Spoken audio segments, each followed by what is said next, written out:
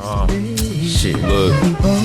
In the distance, a cicada. If you hear it, know I'm faded. Hit the streets, now we be skating. This is old news. I've been feeling lately kinda maybe that I should be concentrated on more on myself and not just. It's filming the camera. Yep, recording.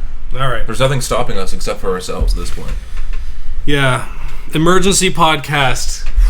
We need to reach out to Caribou. Get her on. We gotta get her side of the story.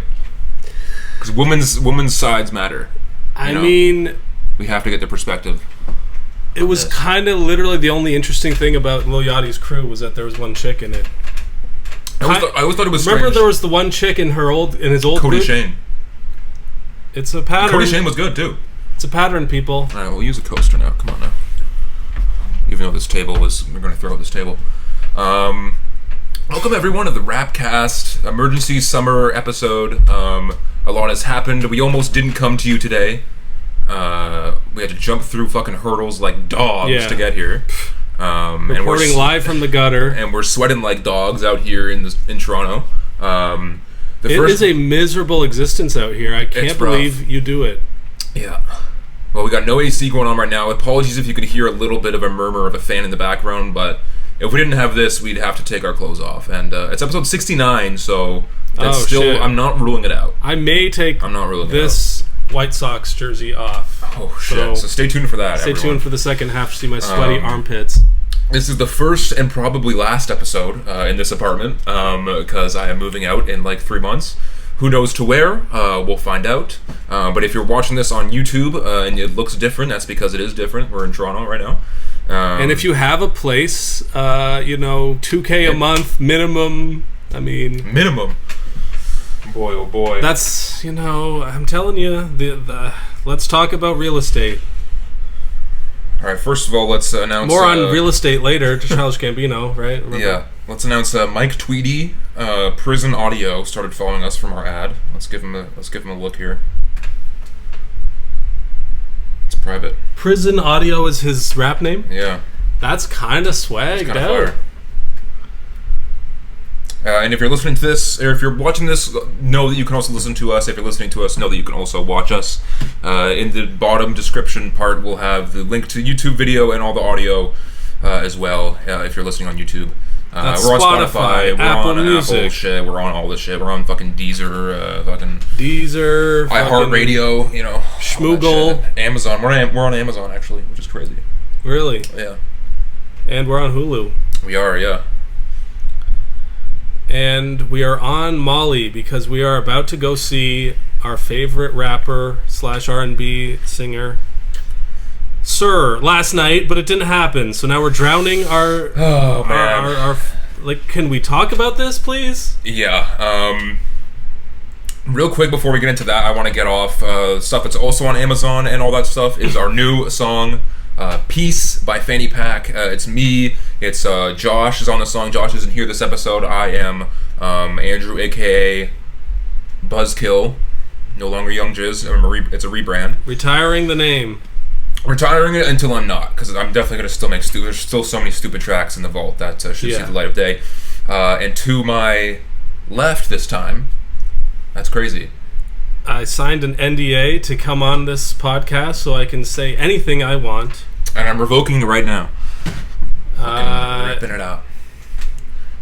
One of the most litigious people around, Alex. He says mid-burp. Motherfucking buddy. And he is not on the song, but it's the song that you just heard at the beginning of the podcast, so go listen to it. It's everywhere. It's rollout time, baby. We drop it like 8 or 9 tracks before we drop the album, and then the album is dropping before the year ends. That's what I have told myself, so that's what I have to do. So yeah, check that out. Fanny Pak on Spotify, 1,000 view mark. That's crazy. We got like Dummy Thick popped off. 1,000 listens somehow, and that song has over 1,000 listens already. And it has like because of Hydrocock. I know the Hydrocock is a cheat code, man. This guy's fucking gonna save our career once. He's sort of the Drake of meme rap. Yeah, that stimulus package that comes. Yeah, exactly. From making your song all about male. Finish your thought. Just go listen to the song. Listen to the song. Yeah, we have like 450 monthly listeners now. It's all from the song, one song, but like it's still pretty sick. So yeah, and I looked up on TikTok to see, go follow us on TikTok and Instagram at SuperFinger Inc. I was like, did it pop off on TikTok? Did this song pop off? And I looked up and there's one TikTok made by Dummy Thick, and it's I'll show you later. It's just some like Korean model just walking on the stage, like a fashion model. And she's walking, Dummy Thick? and it took Dummy Thick, and he's not thick at all. Oh, and I'm like, this is so funny, and it's a guy. I'm like, this is so great. funny. And then there's 4 TikToks from Taylor Swift Isn't Real, and they're all so just like, what? I'll show you later. They're hilarious. I will make a TikTok about ranking them and rating them out of 10 because they're very funny. But yeah, shit's happening in Toronto. And I'm pissed. Here's the thing, like I was saying this the other day, like I'm a part of this beef now. Like we are He's fucking with our money. We are aggrieved parties in the rap war of 2024. Yeah. And we want our fucking money back. History. We're getting our money. We'll get a refund. Yeah. We will. And you never paid me for that ticket anyway, so it's just going to go back to me. Yeah, that was in the back of my mind. I was also like, you know what? That's a blessing. But we were about to do a double night of concerts, but now we're just doing Lucky Daye tonight. Because it was supposed to see Sir, today is the 31st of July. Sir was supposed to be at History yesterday. And then Lucky Daye is there tonight. And as far as we know, that's still happening. So at the end of the show, we'll we'll post some clips about the show and that kind of stuff. We'll talk about his album as well this episode. Hopefully we'll get an interview with Lucky Daye too. Fingers crossed. That will be our Lucky Day. And it's comedy. It's comedy jokes like that that really keep this brand moving got forward. us through fucking 69 episodes of this bullshit. But yeah, it was funny because Schoolboy Q's show got canceled, and I believe that was also at History. And they were saying that it was I don't know who they is, but someone was saying it's the Toronto Star. Police. They were saying it was the Toronto Police that like stopped the show. And maybe in terms if they were thinking there was going to be some sort of fucking riot or violence or something, but I mean it's so stupid. It's clearly Drake is pulling strings behind the scenes at his own venue because History, he has like a stake in it. He's like a co-founder of the venue. Oh, okay. So I didn't know it ran that deep, but I recall you saying that a while back. Yeah. But I kind of just assumed there's a million Drake fans out there. A lot of them are mentally unwell. All it takes is one of them to call in a fucking bomb threat, and the whole thing has to be canceled because just like insurance reasons, you can't, or, you know, like can't risk that. And I wouldn't blame Sir at all for doing that if there was actually even a faintest like death threat or something. Right. But that's crazy for Sir, someone who's said really nothing about this beef. He wasn't at the pop-up. Just because he has some songs with Kendrick and he wasn't on TV. He wasn't in the Not Like Us video. He might have tweeted like maybe 2 or 3 things during the beef that obviously like kind of subtweeted that he's on Kendrick's side, obviously. But I think like I was thinking, I'm like, oh well, they have a few songs together, and I'm like, do they have a few songs? They have Hair Down by Sir. Yeah. I think that might be it. I think so, yeah. Which is crazy. I feel like I heard Kendrick's voice on No Evil. Yes, Kendrick's voice is on No Evil, and I think they were both of their vocals were on the song Herbert by Ab-Soul, I think, like in the background. Right. Like I think that there's some background vocals that are shared in between. I think definitely like something that happened we never really talked about, the Rick Ross incident in Vancouver. He got his chain snatched? What was something with that? I don't know. I think he was attacked by some people in Vancouver. They were trying to play Not Like Us in the club, and things went left, and he ended up getting like punched or something. Well, also, didn't his plane like get taken down at some point during this whole thing? And then Drake alluded to taking down a plane. Like that's fucking. I mean, obviously it's not true, but I mean, who knows? When it gets to the point where people are, could be some Diddy shit.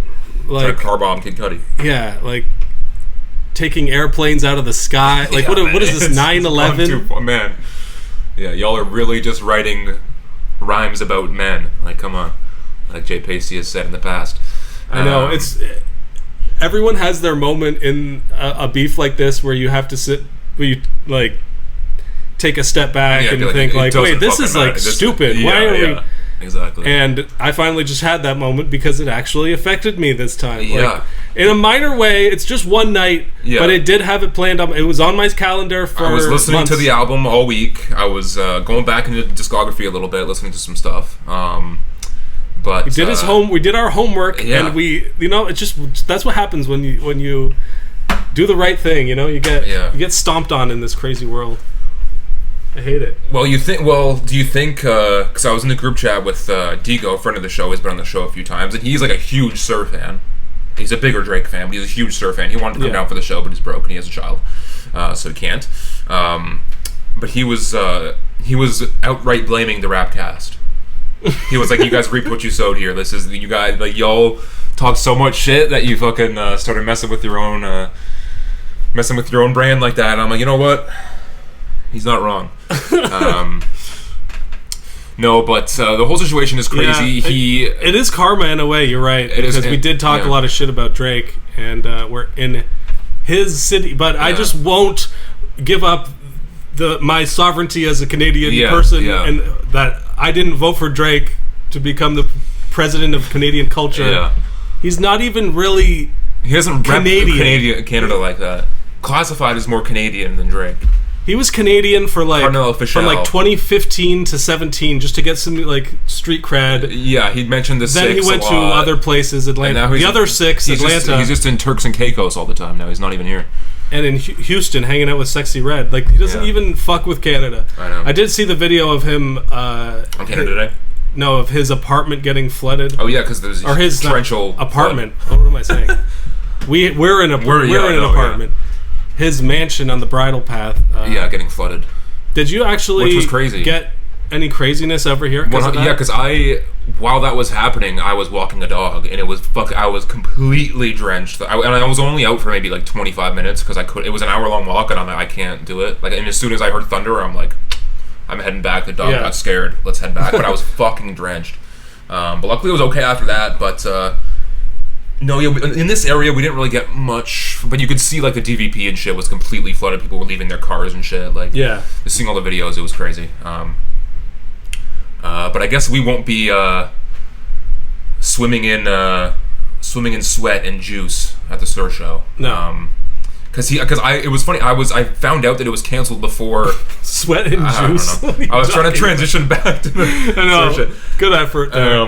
Because before he tweeted it, before a lot of people knew, I was looking up the set times and stuff, and to see what time we should get down there for, and I couldn't find anything. And then I went on the Ticketmaster site and it said that the show was canceled. I'm like, what the fuck? And I looked up to see on Twitter or on Instagram if he had said anything, and he hadn't said anything. Other people on Twitter were talking about it, being like, yo, what the fuck? I just realized it got canceled. And the whole thing is he's an R&B singer, man. He has come on, you think he's I don't think he was gonna play Not Like Us. You never know, but I don't think he would have. He seems like a peaceful guy. You think you could see them playing it on the warm up, the DJ just playing the DJ beforehand? Yeah, because I mean it is a #1 hit song, and and we have to throw some blame on Ski Master Slump God and DJ Scheme because they were there on the 29th, on Monday. And because some people are saying because DJ Scheme played Not Like Us and everyone in the crowd was singing the word at History at Drake's club, that's that he realized, oh shit, we got a TDE member coming here tomorrow, I'm gonna shut that shit down. Because it does look bad on him, and I was online being this is petty as fuck, right? He's messing with his own money, right? Because I'm sure he gets a cut from this shit. And then someone said to me, they were like, well, if you put yourself in those shoes, you would 100% be a petty as well. You wouldn't want people stomping on your grave, fucking pissing on your leg, and running around you in your own fucking city, doing that shit in your own venue. That is crazy. So I have to throw some blame onto there. I feel like if they would have played it at all, it would have been in the DJ set before him, but it still would have went off. Everyone would have sung it. Because as much as Drake is from Toronto, it's split 50-50 almost in terms of if people are Drake fans or not. You still have plenty of Drake fans in the city, but plenty of people like us that aren't. I think the majority of people are on the right side of history and they say, Drake, oh yeah, I have a couple of his songs on my playlist. He's got some good music, but I'm not a big fan. I don't co-sign everything. Yeah, and you don't like, and I don't like him as a person, and I never really liked him as a person. No, and I don't have to. I don't have to like him. Yeah. Being a number one fan of Drake is like being a fan of McDonald's or yeah, it's the easiest choice. Soccer Coca-Cola. team, whatever, the Qatar, whatever soccer team that always wins everything. Yeah. Like you're just a fan of being number one, and yeah, you're a fan of being making sure you're on the right side of the cultural fucking zeitgeist. Almost. Yeah, and I think a majority of people are kind of ambivalent on this, and it's kind of stupid that we need to get pulled into this and have it affect our lives actually in such a small way. Yeah, because me and Digo and our buddy Tony were in the group chat just discussing this whole thing, and just like Sir is definitely losing. Like Sir still gets paid for the show. Like Scuba Q still got paid even though he didn't come to the show. But you definitely lose money on like merch and shit. And like you lose exposure and stuff. Some people they're coming with their friend, they might not know you, type of thing. Like you're losing something for sure. But at the same time, I know Sir loves Toronto. He's mentioned Toronto in like 2 or 3 of his songs. He probably just got a free day in Toronto to just fucking hang out and chill. I mean, he was probably bummed for the fans, but like at the same time, the fans are the biggest. We are the biggest losers here in terms of like it's not you. Drake isn't doing what he thinks he's doing by stopping Sir from coming. He's not affecting Sir really. He's still gonna have a sold out show in fucking Detroit tomorrow or whatever. He's fucking with the fans and the people in Toronto and putting more people against Drake, if anything. Yeah. Because Sir tweeted he was like, I don't know what happened. Like it's not like who knows. And then Schoolboy Q tweeted back at him. He was like, "Go home. You can sing on the bus." Like laughing at him. And then Sir is like, "Damn, they don't like us." So it's pretty much confirmed as to what we think happened there. Do we think he should have like found a different venue that Drake isn't a part owner in? He did tweet that like we're gonna try to make it up to you guys. Yeah. We're gonna come back to a different venue because you could do it at like the Danforth. I think is a similar capacity venue. There's other places and there's other great venues in the city. And honestly, History fucking kind of sucks. Like in general, like as a venue, it's out of the way, hard to get to. It's fucking. I mean, they're all expensive. Oh, that's the one we've been to like 6 times. It's where we saw Mac Miller, 2 Chainz. No. That was Sound Academy, I think. Oh, that was by the water. I thought it changed names or something. It did. It changed to what did it change to? They don't even do shows anymore. It's like the Phoenix now. Or something. No, I think it's a different. The Phoenix is where we saw Vince in first year. Oh, okay. I think they changed it to something. It's a club now. There's no shows even there now. But the History is new. That's where we saw Earl and Action Bronson, right? Right. But it's just it's like a club atmosphere though. Like it's not like a Danforth Music Hall is like a fucking is a concert venue. That's where I saw Hosier with. Like that's a sick venue. Even though when we saw Brockhampton there, it was kind of lame, just because we were up in the stands. But yeah, History kind of sucks. So the fact that Toronto's history or the Toronto music scene is already kind of not great in terms of hip hop stuff, and some artists just don't want to come here for the hassle of it. Drake fucking blocking some artists from coming here is only going to make it worse. So he's fucking with us. He's fucking with the money. He's fucking with the city. He's fucking with fans of R&B and hip hop. And it's like he's not even putting on any real OVO art. Like all the OVO artists are kind of just dormant. So it's like I don't know. OVO Harold is he's we gotta watch out for him, man. Is that a joke on the 20? This was like a 21 guy named Lil Harold or something. No, it's just a joke of like during the beef there was like according to OVO Mark fucking and there was just these white boy names. It's like oh yeah, you gotta watch out for fucking OVO Gerald, dude. Like that was a running joke. Yeah, he's on a OVO Millhouse. He's gonna fucking bust down your door. He's on some new shit with this guy Gordo or something. This rapper or something. I haven't heard it, but I don't know what. It's another Vulture thing. I'm sure. I don't know what he's doing. But anyway, we'll enjoy the Lucky Daye show tonight. I'm sure. I think he's coming with a live band. It'll be a good time. Yeah. I'm a big Lucky Daye fan. But that being said, I was probably more excited for the Sir show just because the album's been out for a lot longer and it's one of my favorite albums of the year. Like the album's like almost 10 out of 10 for me. There's not a bad song on it. Really great moments on it. And the Lucky Daye album we could talk about quick. is it's I really like it as well, but it's only been a few weeks, so I haven't sat with it as much. I'm not going to know as many of the lyrics. Yeah. We'll go to the Lucky Daye album just real quick. I don't have any really written notes on it, but I know the songs that I like for the most part. There's a lot of good stuff on here. A lot of it is kind of a little more reminiscent of his first album, Painted, just in terms of more of the kind of live instrumentation on it. But I still really like Candy Drip, though, and I still honestly probably prefer Candy Drip. I think it just has higher highs. It's better moments. Like, there's not a song on here that's as good as Feels Like, you know? I feel you on that one. Main tracks that I took away from it were That's You and Hurricane. Yeah, Hurricane's great. And there were other, like, good moments throughout. I liked Soft. I like Think Different. Mary was a fun song. He kills it. I like Lemonade as well. Diamonds and Teal. Yeah, there's some good stuff. It just didn't. I don't know. It hasn't quite grabbed me yet. I don't know if it works as much as a concept for me, like the moments of introspection where it's him talking on the tour bus about how he feels so free on the stage. Yeah, and how it's their fear and courage. Fear versus courage. I don't hate it, but it's like it doesn't like inspire me. It doesn't add anything, and that's been kind of my gripe with his music up to this point. Is that on pretty much on every album he has some spoken word shit that kind of just like doesn't quite hit with me, or doesn't resonate, or doesn't do what I think it's meant to do. Like on the Candy Drip one, there was a whole interlude called like Candy Drip Interlude, and it was him just making a bunch of metaphors about relationships and chocolate bars and shit like that. And I'm like, okay, whatever. And then on Painted, stick to the love song. A good love song from Lucky Daye, you can't beat it. Exactly. Like Hurricane is like summer vibe, playlist. It's fodder. a bop. Yeah, it's a bop. I think that Candy Drip was more my speed.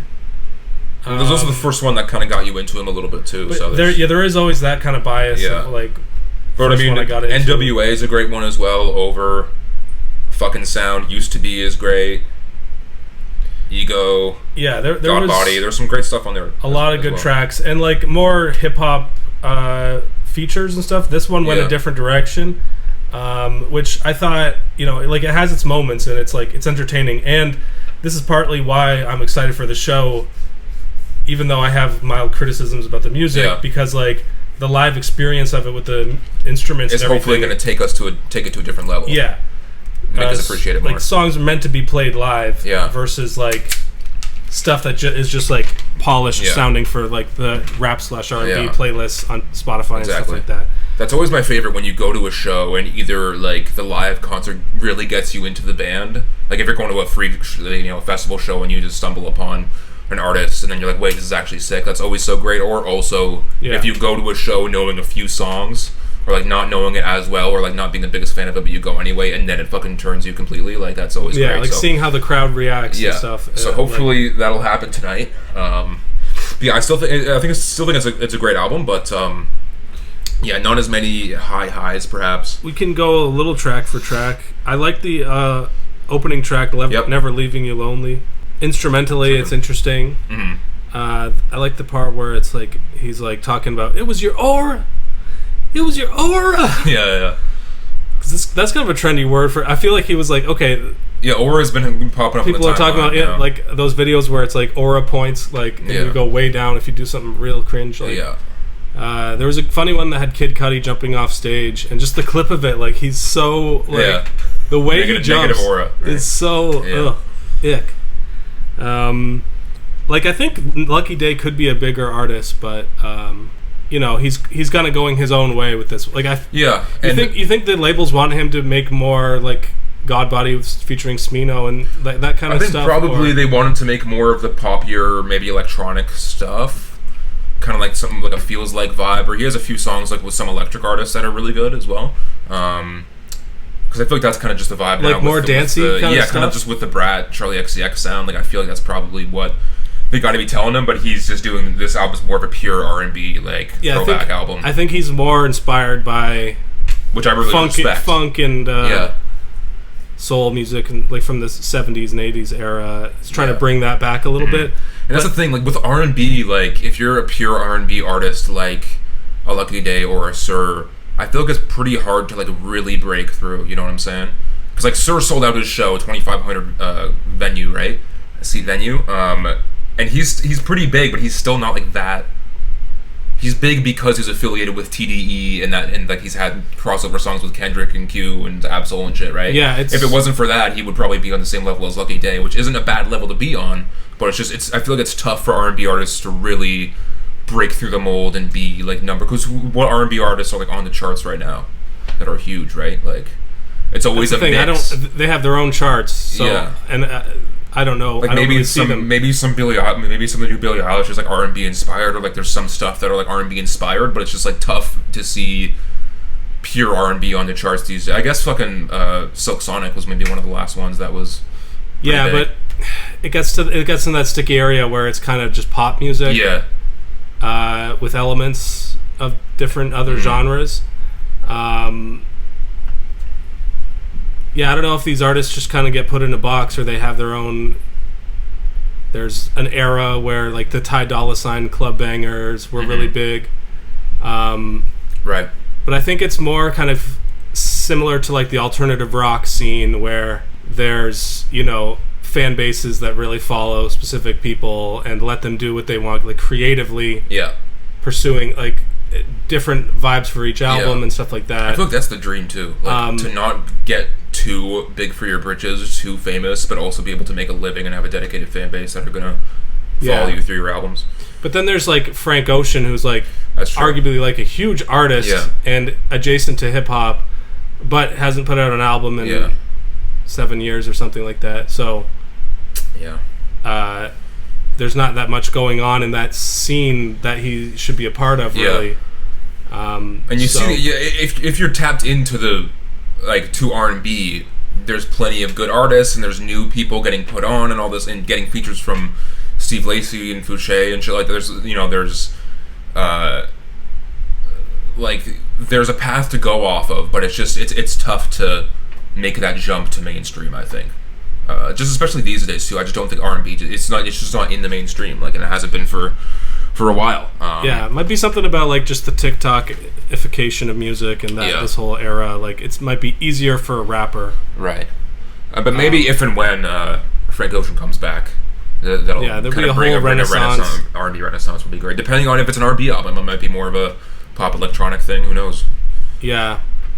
The song "Soft," I really liked it, but then the instrumental just got kind of weird on the last half of it, and I felt like they were just kind of playing around, right? And it just, I don't know, it was a bit I like that one, but kind of lost me. Okay, fair enough. There's a couple songs I didn't like that much. The Pin one, I like Pin. It was just kind of backgroundy to me. Yeah. And the line of just drop the pin, I don't know, it seemed kind of creepy. Just drop the pin. Yeah, drop the pin. Just tell me where you are. Tell me where you are. Yeah. What's so hard about that? Okay, shit. Do you want to meet at a coffee shop or? But he's a sexual guy. The top song that was another sex song. I like that one. I didn't really like the Algorithm one though. I don't remember that one. I don't remember that one much. It was. I just felt like I've seen this idea done so many times before of it's love, but we're robots. Oh yeah. Hacking into your mainframe. Yeah. Or to try to understand you and feel you and living in this digital world. Trying to feel the feels. Yeah. Through a screen, we're apart. Yeah. And maybe it's just there's another song called Algorithm by Childish Gambino that's a great song. Already occupies the zone of that song name. So. Yeah. Well, that one's spelled algorithm with a Y, like rhythm. So it's just makes put it out it there. 1 point more clever. True. So it's true. More on Childish Gambino later. Yes, sir. Oh man, I can't even say yes, sir anymore. It's fucking too soon. Yes, sire. Yes, Lucky. I like Blame. I feel like it was almost more of a Teddy Swims song. He had a good chunk of the song. Teddy Swims is one of these artists that I saw on Instagram a while back, and I was like, these fucking white guys with the million tattoos. Like, I don't think I liked it, but then like his voice is undeniably good. Yeah. It just seemed like Instagram music to me, but I think a lot of artists, they might just seem like that's coworker music or whatever. You know, like, have you seen that like new meme of like coworker music? No, I don't. It's just like any music that's like just digestible, weird, like by somebody else. That's like you just don't know who they are or what they're all about. Oh, okay. Jelly Roll is kind of like the epitome of coworker music. It's like when I had that coworker who was like talking about how he listened to Lil Jon and MGK and stuff like that, like just like whack, like weird, other people music. Yeah, I don't know if Teddy Swims is that, but just saying the phrase Teddy Swims, it sounds like some YouTuber, you know? It does, yeah. Like he would be on Mr. Beast's show or something. Could probably get canceled right now the way that whole shit's going. But it's like an old school, like you know, my ego, my pride, and my ego. Yeah. Which isn't new, Christian morality isn't new territory for Lucky Daye. He had the song Ego on his last album, trying to get rid of his ego. Yeah. Or trying to work on it. Did he succeed at that? I don't think so. Know. I guess we'll see on the show. No one does. He's egotistical. Yeah. If he takes off his shirt, which I'm assuming he'll do, then that's I don't know. Is it gonna be It's gonna be spicy? Is it gonna be in there? Summertime, sweaty. It's like we're reaching like the twilight summer time of like it's starting to be the end of summer. Are we gonna be the only dudes there? You think? That would be great. Dude. A dream, dude. 2 dudes. And then we take our shirts off. He takes his shirt off. We take our shirts off. And he's like, "Yo, come get on stage." Yeah, all the men are on stage together. Yeah. Dude, that'd be great. And he was like, "What'd you think of my album?" And then we're like, "Oh." I actually thought really there were some glaring omissions. We would switch up. No, but I'm a fucking major Lucky Daye fan, so I just haven't had the time to sit with this album, and other music has come out that has kind of preoccupied my listening time. But yeah, that being said, Think Different is one of the highlights for me. That song almost reminded me of a Dukai song. Yeah. Think different. Got to think different. So he is actually kind of in the lane of a Lucky Daye. Yeah, Dukai's up there. Check him out. Friend of the show. The next song, I don't really remember, Breaking the Bank. I like that one. I don't remember much about it, but I remember thinking like that's a good one. Yeah, That's You is a highlight. That one was produced by Bruno Mars, and it sounds like a Silk Sonic song almost, but I think it works really well. I've already played the shit out of that one. Yeah. Mary was one of those songs about all the different ladies he's been with. I think every R&B artist has to have one of those, you know, just listing women's favorite names. Song that lists a bunch of different women's names. Fucking a little bit of Monica in my jeans, a little bit of Rita. Wait, which one is that one? Fucking Lou Bega, Mambo No. 5. Oh shit. Yeah. Then there's I feel like fucking Alicia, Montisha, Carisha, like I don't know. There's some kind of. Oh, there was the fucking Drake first-person shooter and J. Cole with the Nadine, Claudine, Pauline, yeah. Claudine. Yeah. Naming a bunch of old ladies from the 80s. Yeah. Beatrice, Gertrude. Someone's got to do that. Someone's got to do an old lady.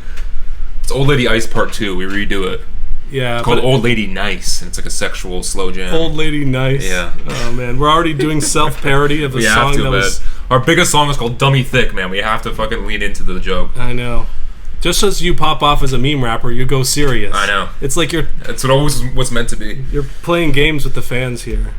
I want the joke music for people to look back on it, and be like, wait, he has this whole other, and then they find it, you know. Yeah, it's music you accidentally find. Yeah, it's a whole genre. It's like the opposite of fucking Filthy Frank and Joji, where everyone knew Filthy Frank, and so he already had the fan base. Then he went serious. Yeah, if people find me for the serious shit, because it is much better than the joke shit, in my opinion. And then they go back like, wait a minute, he was a fucking goofball this whole time. That's all I'm saying. I have it mapped out. It's impossible to define the artistry of the elusive Mr. Peters. But in this universe, the best lay that Mr. Daye ever had was with a girl named female named Mary. But also nothing. It's also a weed song as well. Nothing ever hits like Mary, and there's some other euphemisms to smoke in there as well. So it is kind of also it's a woman. It's a body count track. He's going through the list, but also it's a I love smoking weed, man. Damn. So it's both. It's about how it's better to just hang out by yourself smoking weed than to ever have sex with any woman. Don't I know it? Was this song written by me when I was 22? All right. Going from there, I like Paralyzed. That one was like a slower one. Yeah. But I like that one. I don't really remember that much of the rest of the album. There's 2 more songs. Lemonade is kind of more of in the vein of a Hurricane, kind of more of a summery kind of jam. So I like that one for that reason. Again, I at this point I also start to kind of forget the tunes. And I also remember liking Diamonds and Teal, but again, I don't remember much about it. So. Right. So even though it kind of might sound like one of the biggest fans of it, I still think it's still a solid album, and I'm going to be listening to it quite a bit, and we're going to hear a lot of it tonight. So I'm sure everything will grow on me, as all things should. All right. Finished his beer. Yep. Let's fucking get into it. I'm kind of in a Bando Stone-esque outfit right now, right? We should let's both do the Bando Stone thing. Do you have a chicken? Yeah, I do have a chicken, actually. Live chickens on the Rapcast. Okay, he's getting something.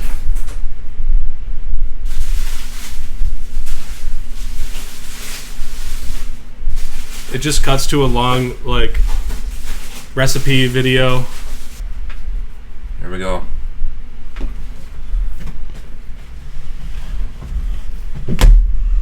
So he's sitting like this, looking apart from the camera. He looks kind of worried. Alright, you do yours. It's cold as ice on my hands. Oh shit, I'm Bando Stone. And this is a new world where I'm raising a kid or something. Have you not still seen the trailer yet? I've seen the trailer. Okay. I've seen the trailer. But that was, honestly, to get into the review. But it was kind of cool how listening to this album made you feel like you kind of saw the movie a little bit. Yeah. Like you can kind of just fill in the blanks of what happened. Well, he made sure to put in some skits here and there, which at first I was like, not some skits, but like some moments from the movie. Like kind of here and there. Which audio clip. At first I was like, oh, I think this kind of takes away from the album experience, but from what he said about the album, like, he wanted people to have the music first, so then when they go to the show and then when they go to the fucking movie, it like recontextualizes it and it tells it a bigger story, right? Like, right. He's kind of choosing it to do that, to you know, tell the narrative in his own way, which he's been doing. There was a lot of people kind of, because this is the last like Childish Gambino album, and you know, all the stuff that I've seen, all the interviews and stuff that I've seen and read from him a little bit, he's kind of danced around saying that I'm done making music. He hasn't just said he's not making music anymore.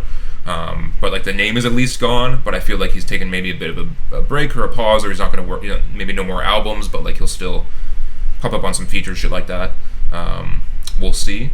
It'll just be under a different name if he comes up. But it'll probably be similar to music he's already put out. But I did read that he said that he just doesn't really want to make music right now. He's just not really about it. And he said it was really, really hard to make this album. Like it took him a while, and obviously with his fucking kids now and his fucking you know, growing career as an actor and director and writer and shit, like, but that's the thing, he's always kind of said that. He's always been like, yeah, Childish Gambino, that's gonna end soon, like, this is my last album. Like, his last tour was supposed to be his last tour, you know what I'm saying? Like, so you can't really take these artists up for their word. It's kind of like when Larry David says this is going to be the last season of Curb Your Enthusiasm. Until it really is. Until it was. That's this whole summer has kind of been like end of an era for like a lot of, you know, like people getting into our like later 20s, like when, you know, like shit we grew up with is now starting to, and now it's old hat or whatever. Yeah. Oh shit.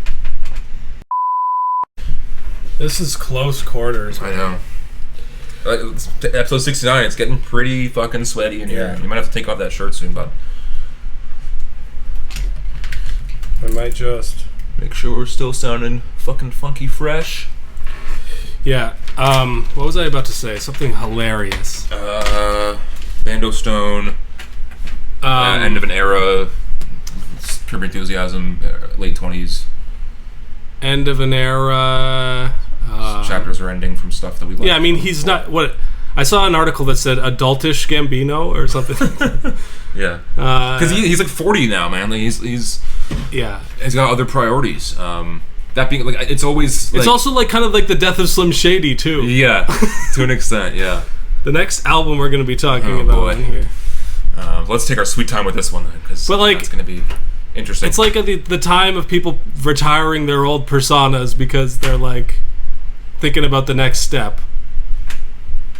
Your new name, Buzzkill? I've been thinking about this for a long time, though. Is Buzzkill a thing from Call of Duty or something? No, I just liked it. I don't know. Okay. It was funny because I was with the boys yesterday, and I was like...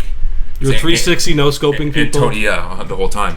It was pretty metal. No, Tony was like, he saw the post, and he was like, oh, Buzzkill, when did this happen? And I was like... Oh yeah, I thought of the name like a while. It just like kind of came to me, and I'm like, I don't hate it. It kind of fits with a style of music I've been making, so I'm just gonna go with it for now. And then literally for like 30 minutes, we were just riffing on other names that I could be. There was fucking Andrew the Spitter, some terrible names. Gilbert Grape or some shit. I'm like, that's just Gilbert Grape. That's just the movie. Yeah, I'm sticking with it for now. We'll see. That's why I left a question mark in my thing. Childish Gambino. Childish Gambino, his best album. Let's fucking get it more into it. What are your initial thoughts and overall thoughts? Like, my overall thoughts are that I got a couple of good raps and folk/rock performances. There's a bit of everything. That's kind of what I took out of it. Mm-hmm. But there's a lot of other stuff, particularly more kind of chaotic, noisy, electronic type music. Mm-hmm. That's kind of reminiscent of, like, because the internet era. Yeah. But that stuff I thought was a little undercooked, or just kind of soundtrack to a movie level art. You know what I mean? Like, I didn't really need those, like, the track with Yeet and, like, the opening track. Like, I thought, like, they served a purpose for this soundtrack movie that's about an apocalyptic situation. Yeah. They're getting attacked by fucking lasers and monsters and whatnot.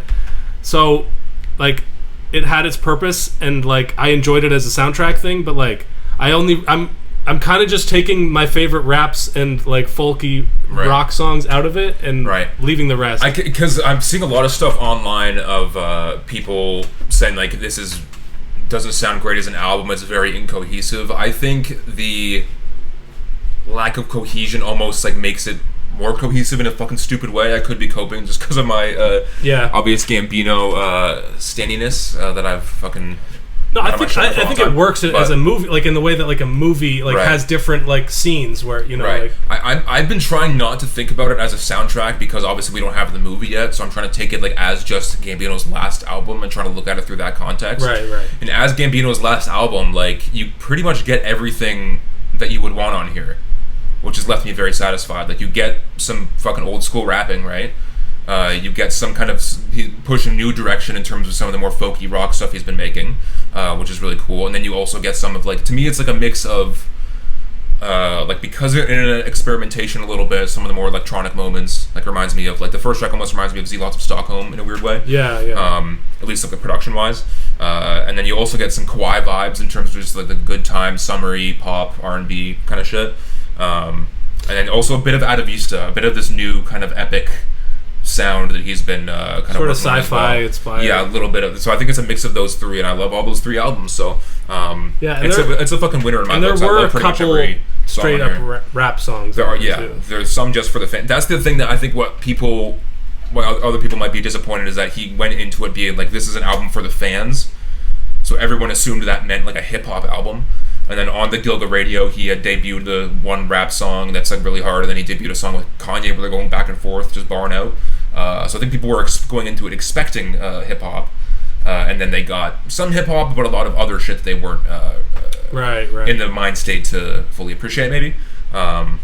No, it was other than like 2 or 3 songs on here, I love pretty much everything on it. It was a good like journey through his different artistic pockets that he's gone into. Yeah, and it's a good end if it is an end, you know, I think. Yeah. In terms of just summarizing all the stuff that he's been talking about, some of the themes and some of just the music-wise and production-wise and shit like that, just like tying everything together in a way. Yeah, I mean, I enjoyed the part of it where you listen to it and I fill in the gaps of like this specific song is like for this whole like scene, like for example, the Real Love song. It's like, definitely when he that's falls definitely in love, the scene when he, because I'm pretty sure in the movie like he's this artist who the apocalypse happens, he has no skills, and then he runs into some like girl and she has like a son, and they actually know how to survive, and he has so to, like, he kind of follows he's them. the fish out of water, yeah. and that's the scene where he like finally is starting to get along with like the kid and everything, and, like be sort of a father figure. Yeah, that was totally this like the scene was like in my head perfectly from listening to the song. Yeah, and I thought that was a cool experience in its own right. Right. But I don't know. I'm a little bit more bullish on the album than you, I think. I mean, it's been almost all I'm listening to pretty much nonstop. And when I was listening to it the first time, we were coming back. There was like a movie in the park, like a free movie thing that you can go see in Toronto. So we saw this movie, Chungking Express. It's some like Chinese romance movie that's not at all. We thought it was like a crime movie, so like, oh, let's do it. And then we just it's not a bad movie, but so we were all off like 3 or 4 beers. And then the movie ended like right at midnight, so then I got on the streetcar and it took me almost exactly the time to get home to listen to the album. And I was just sitting there just fucking feeling really good and just like completely losing myself in this shit and just like going with every flow, every punch that he fucking brings out. I was just into it right away. Yeah. But also I'm a fucking huge Gambino stan, and I don't think there was any way I wouldn't like this album or anything he puts out really. Like I'm a sucker. I don't know. Yeah, I mean, I liked it a lot as well. You want to go for a bit of a... Yeah, let's do it. I don't know. I really liked the intro. I thought the fucking production and like the synths were crazy. I don't know. I didn't really like his whole everybody and I'm G-O-D. Everybody it just came off like, I don't know. Maybe I didn't like his vocal performance that much, or... He's not really talking about anything in particular. He's just kind of talking his shit and just... yeah, I mean, it works as a decent intro. Yeah. But it just wasn't... There could have been a better intro, because like it's might turn a lot of people off first thing when they're expecting maybe a hip-hop album or something, and then they get this... Like, a lot is happening in this first song. Yeah. So I could see why some people are like going to be maybe bullish to the rest of it if they're like, oh shit, it already kind of threw me off, right? But I feel like he might be doing that on purpose just to fuck with people, you know what I'm saying? I wouldn't put it past him just to like, even tease us saying it might be a hip-hop album or whatever, and then it being not a hip-hop album, like that might have been on purpose. Who knows? It's good for what it is. It's just that's not really not your favorite music I'm feeling right now. I will say the Amaray, Amaray has a few features on here, and she's an artist that we've kind of mentioned in passing before. She was on the Kate Termine album, and I thought her verse was really fun and cool on that one. She has a very like high vocal inflection. Yeah, in her rapping and singing. She's cool. I like the she's talking about Donald Glover called "Cut on These O's." Then she also said "fucking on a cunt." Yeah, which I know. First things first. Like, isn't the most lyrical fucking thing I've ever heard, but it's no Eminem, is what I'll say. Yeah. But, I've never heard the C word said in that exact way, you know? On a cunt. Yeah, just like that's just straight up someone saying cunt in a rap. Like, it's crazy. You don't hear it that... I mean, for a genre that's known for its swears, you don't hear it that much. And misogyny and shit. Like, yeah. Huh. Really breaking the glass ceiling. Yeah, let's go. So 69, it only took us this long. Lithonia, I mean, what can we say? We've already talked about it last episode, but just a fucking epic, grandiose rock song that got me really excited for the album, and that kind of let my guard down in terms of like, okay, this is going to be something different. Like, this is going to be something else. I'm going to keep an open mind and just let it Let it take me. I'm interested in your theory of like how you tried to listen to it as its own thing. That's not so much about Bando Stone, but about Gambino, Donald Glover specifically. Because that's what knowing that this is his last tape, supposedly, I initially went into it like, this is Childish Gambino's last album. I didn't think about the fucking album cover, the title, anything. Obviously, the skits in there threw me off at first because I was like, oh, it's, just reinforcing that it's a soundtrack and kind of taking me out of it. I don't mind it now, really, because they're kind of just at the end of the song. They're not too long. They're not too annoying, really. He doesn't do it on every single song. Like, they're easy to skip. But, like, because there's some lyrics on here that definitely... Like he mentions in the song "Got to Be," he says the name Bando a lot in that one, right? There's a few other moments where are like, okay, this you can see it going, like, okay, this is probably for this. But yeah, I went in with the mindset of like, this is Gambino's last album. I'm going to try to relate lyrically to everything he's saying here, relate it to Donald Glover, not Bando Stone, and see if that unlocks anything or if I can get anything from that. Because I feel like the reason I asked the question is like, analyzing the lyrics of Lithonia, how he's saying nobody gives a fuck, and then he's like, I feel liberated. Like, is he talking about the liberation of being done with this persona of Childish Gambino, or is this meant to be seen more like in terms of the movie, like the character Bando Stone? But I'm sure the Bando Stone character is kind of like him in his real life, where he's discovering other things in life like fatherhood and realizing all the stuff that he thought was important, letting go of his artistic, because his actual son plays the son in the movie too, so it's like that's even more of a point to that of like, okay, this is a metaphor for him finding his wife and his family and being happy with that and letting everything else go. I think with a song like Lithonia, the whole Cordae Lil Wayne thing was throwing me off at first, like we talked about like last episode, like with the snippets and everything. I was like, Cordae Lil Wayne, what the hell is this going to be, a whole like rock opera album where I'm not going to understand what the fuck is going on? Kind of was. But Lithonia is a good enough song where it doesn't even really matter. Like, I don't care who Cordae Lil Wayne is. I'm just still singing it in the shower on the top of my lungs. I assume that's the real name of Bando Stone. I feel like Bando Stone is the artist name, and Cordae Lil Wayne must be his real name. But again, I didn't think about it that much because the song was just so good. I was like, I don't care. Like, right? Lucky Daye started a live video. All right, let's see. Cancel the show. I might read your horoscopes and stuff. You know what I mean? I'm still Cupid. I can find your soulmate. All right, let's try to deduce where he is in Toronto. See you at the show. Hurry up, Wednesday, Radio City. I can't wait to go to New York. New York gonna be crazy every time. Show tonight. Show me love before my hometown, so you got Ask if his Toronto show's canceled. I don't want to. I'm not a hater.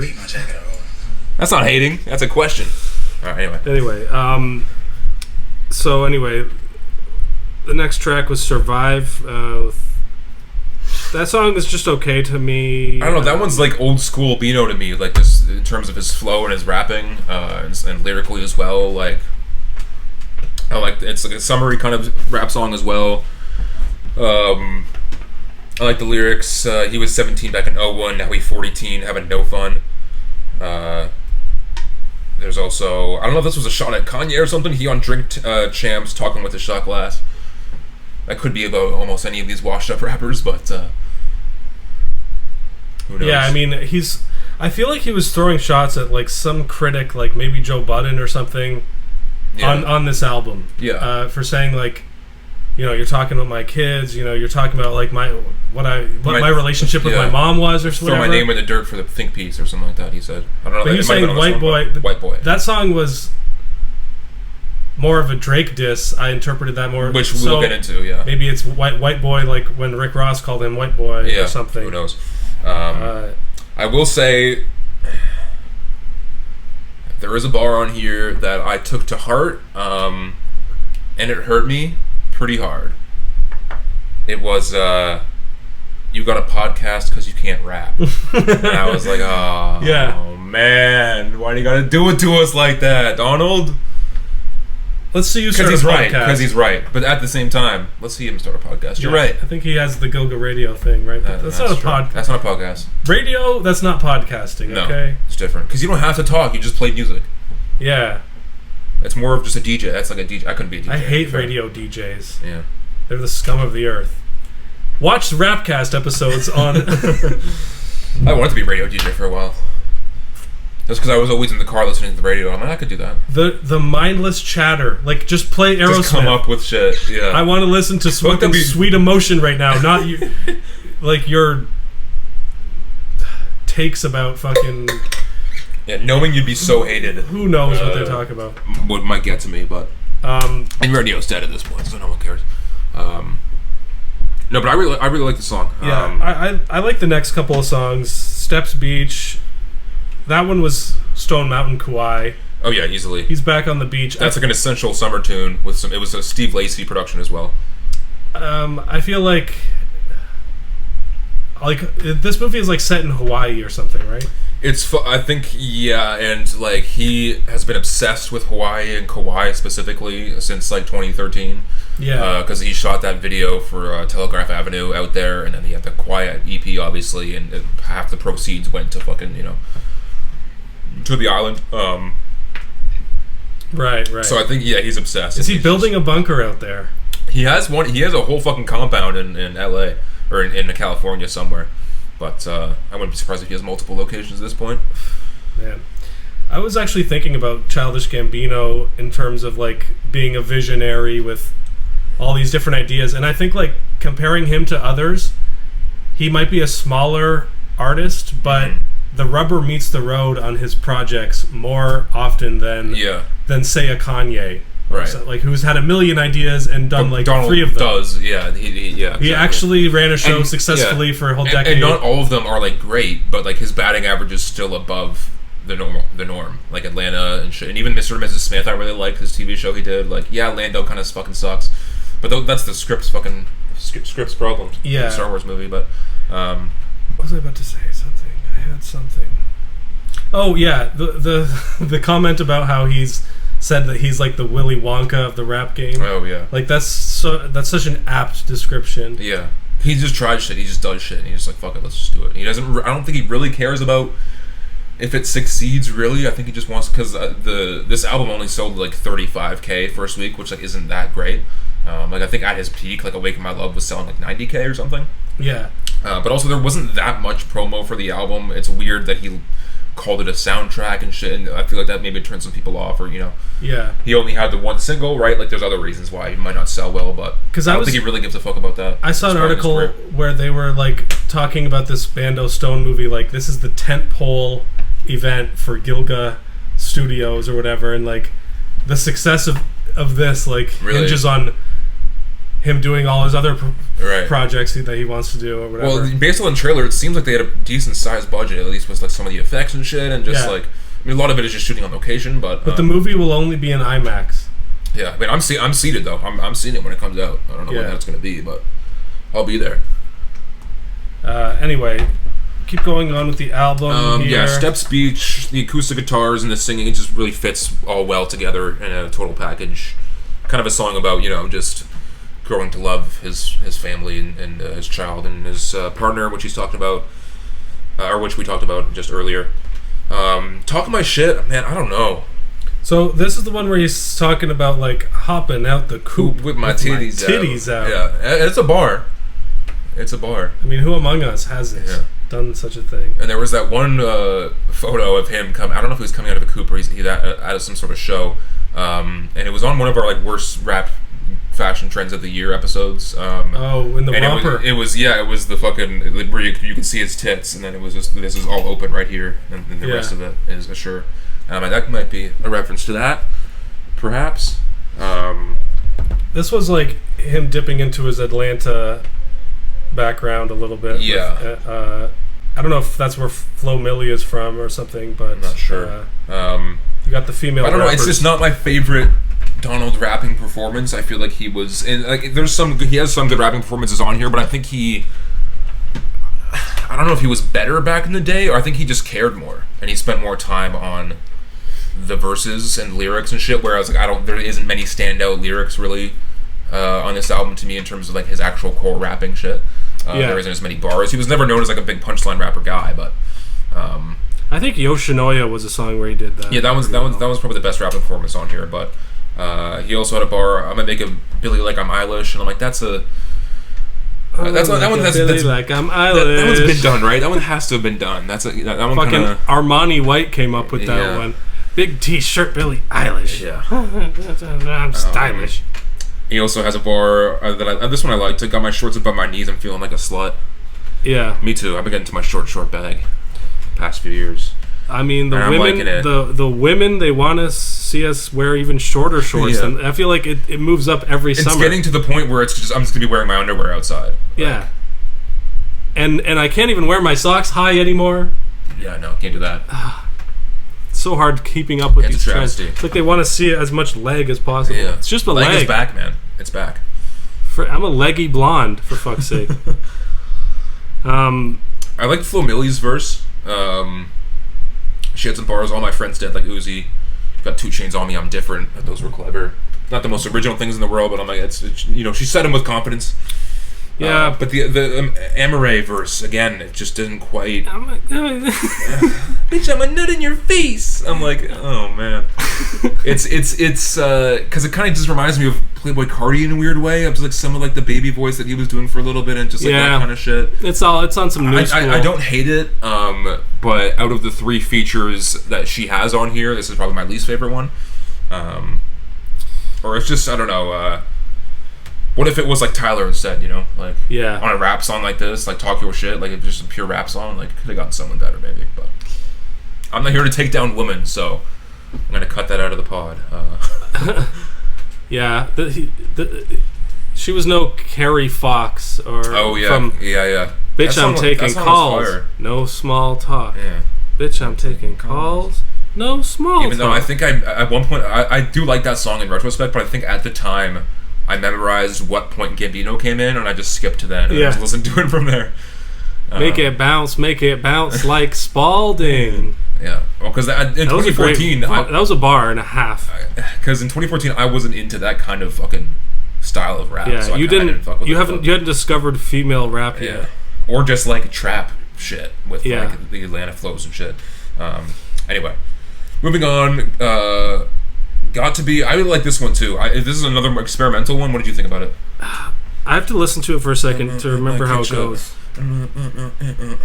It got to be. And the start of it's great too. Oh yeah. I don't know why. And then it fucking breaks down into a fucking industrial fucking. No, yeah. This was one of those. I get why this is here for the soundtrack purposes. And it's a cool like. Get your mind off the soundtrack, man. It's a cool snippet thing, but I didn't really. I'm not listening to this on my regular degular. That's crazy. This one's one of my favorites. I don't know. It just kind of maybe it's because it reminds me of because internet in a way. And that's my favorite game. No, I've let go of the past. Okay, well, fair enough. I have found the enlightened way. Yeah. Regular Eckhart Tolle out here. Eckhart Toole, more like. Yeah. Boom. Dude, man, you can't recover from if that. I'm The podcast is over, right? Like that's the power balance is just gonna be off right after that. Like, dude, I'm gonna start a mindfulness podcast. I'm gonna come in there and disrupt it every time. Fucking air horns, fucking we will learn how to ignore your negativity and pass to the higher realm. But can we talk about my real favorite song, Real Love? This is the most basic ass. This one he literally ripped. This is like an AI song that he just ripped, like word for word. Like the whole thing is, it was some dude that works for Grimes. And this is all like kind of proven. Like a guy that works for Grimes made a song. He wrote the lyrics and everything, but the AI was he put like Grimes' voice over his, and then it's just this song. Wow. And let me see if I can play it because we have this at our disposal. Apparently, it was some guy from used to work for Brockhampton or something as well. Dude, these layers are fucking deep. Probably used to work for Jeffrey Epstein as well. Oh fuck, not Cordae.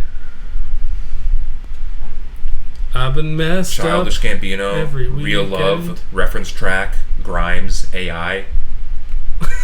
That's a lot. You're not gonna find shit. I'm finding it on here. It was the thing is, it's this person tweeted about it, and then it got taken down shortly after. So I don't know if that means that Donald stopped them, or they realized that it didn't work that way, or like something like that. Okay, this doesn't sound like anything. Hold on. Wait, this sounds like fucking noise, dude. All right, Full proven. version. Okay, here we go. Let's see.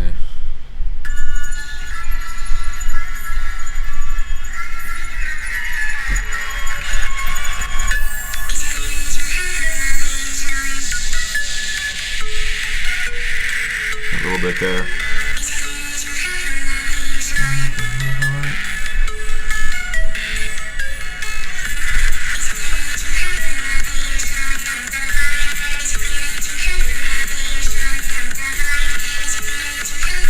All right, I mean, I guess it's way it's different. It's just the one part. It's the one part, but still, I thought I'd mention it. Okay, because I have to call it. I have to fucking call it how I see it. As big of a fan. This is way better than that industrial grime noise. He also had the. He got taken to court, or like it was supposed to go to court. The whole like he stole "This Is America" from some upcoming rapper, but I think it was clear. I think Steve G. Lover was just like, "Here are the stems for This Is America." It's been a song that we've been making since fucking 2017. It was been like forever, right? Since they had it, so. That one was thrown out pretty immediately, but I don't know. Yeah, this it's sweet. It's a nice, simple pop tune, but no, it's like anyone else could have done this at the same time. I really liked it. Emo Gambino, like that's that should be the new direct. I think every rapper should go emo. I mean, some of the highlights on here are the later ones that we're going to talk about that are like Blink-182-esque. All the emo guys should go country, like MGK. Fuck. And all the rappers have to go emo. Yeah. And R&B guys, you can just stay. Yeah. Keep going. And the pop stars do metal now. Well, pop stars got to do fucking 100 gex, like pop, hyper pop, electric type shit. But it's still a good song. Going into the song though, I knew that this was going to be a bubblegum situation where I listened to the song obsessively for a week, and then I kind of already don't like it as much. Fair enough. But it's just catchy. I'm sorry. No, it's it is. catchy. No, it is. I like the next track, In the Night. Me too. Georgia Smith. It's a vibe. He's dreaming of a girl that is taken. Can't stop thinking about her. He's obsessed. Yeah, Georgia Smith kind of plays the girl in the situation. Yeah, that's the scene where he's. In the night I dream of you. Yeah, it's almost like he's sleeping by himself, and he's it's almost like a fucking Feel the Love. Is that the song called from Lion King when it's at night and he's pining after Nala? Oh yeah, Can You Feel the Love Tonight? Can you feel the love tonight? Dude, it's all coming together. Similar. Yeah, and he was in a Lion King movie, and now he's gonna be in Lion King too. Dude, the Last Stand or whatever. I think they're doing a Mustafa movie. Yeah, it's called like the Mustafa Files. Yeah, Mustafa Files. It's a whodunit. Yeah, that'd be great. Another fine track. Yoshinoya was one of the more interesting ones. Yeah, straight rap track. I like the beat switch as well. This one's for the fucking old heads. I gotta pull up the lyrics. We're gonna talk about some of this. I think this was directly inspired by Euphoria by Kendrick Lamar, and is similarly goes after maybe Drake specifically. We know people like Drake. We know he doesn't like Drake. Yeah. Because This Is America was originally a Drake diss somehow, and then Drake came back at him on tour being like, the over-awarded and over-celebrated song This Is America was apparently a Drake diss, even though Drake is the most overrated and over-awarded fucking artist of all time. You can pull up the lyrics. Yeah, for some reason I can't get it on my thing.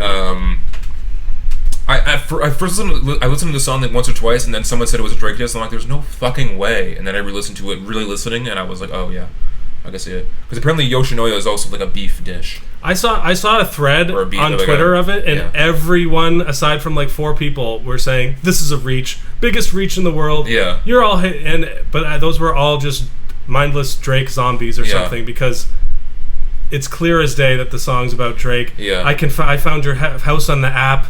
Yeah, clearly that one's a big one. The Not Like Us covers video. Yeah.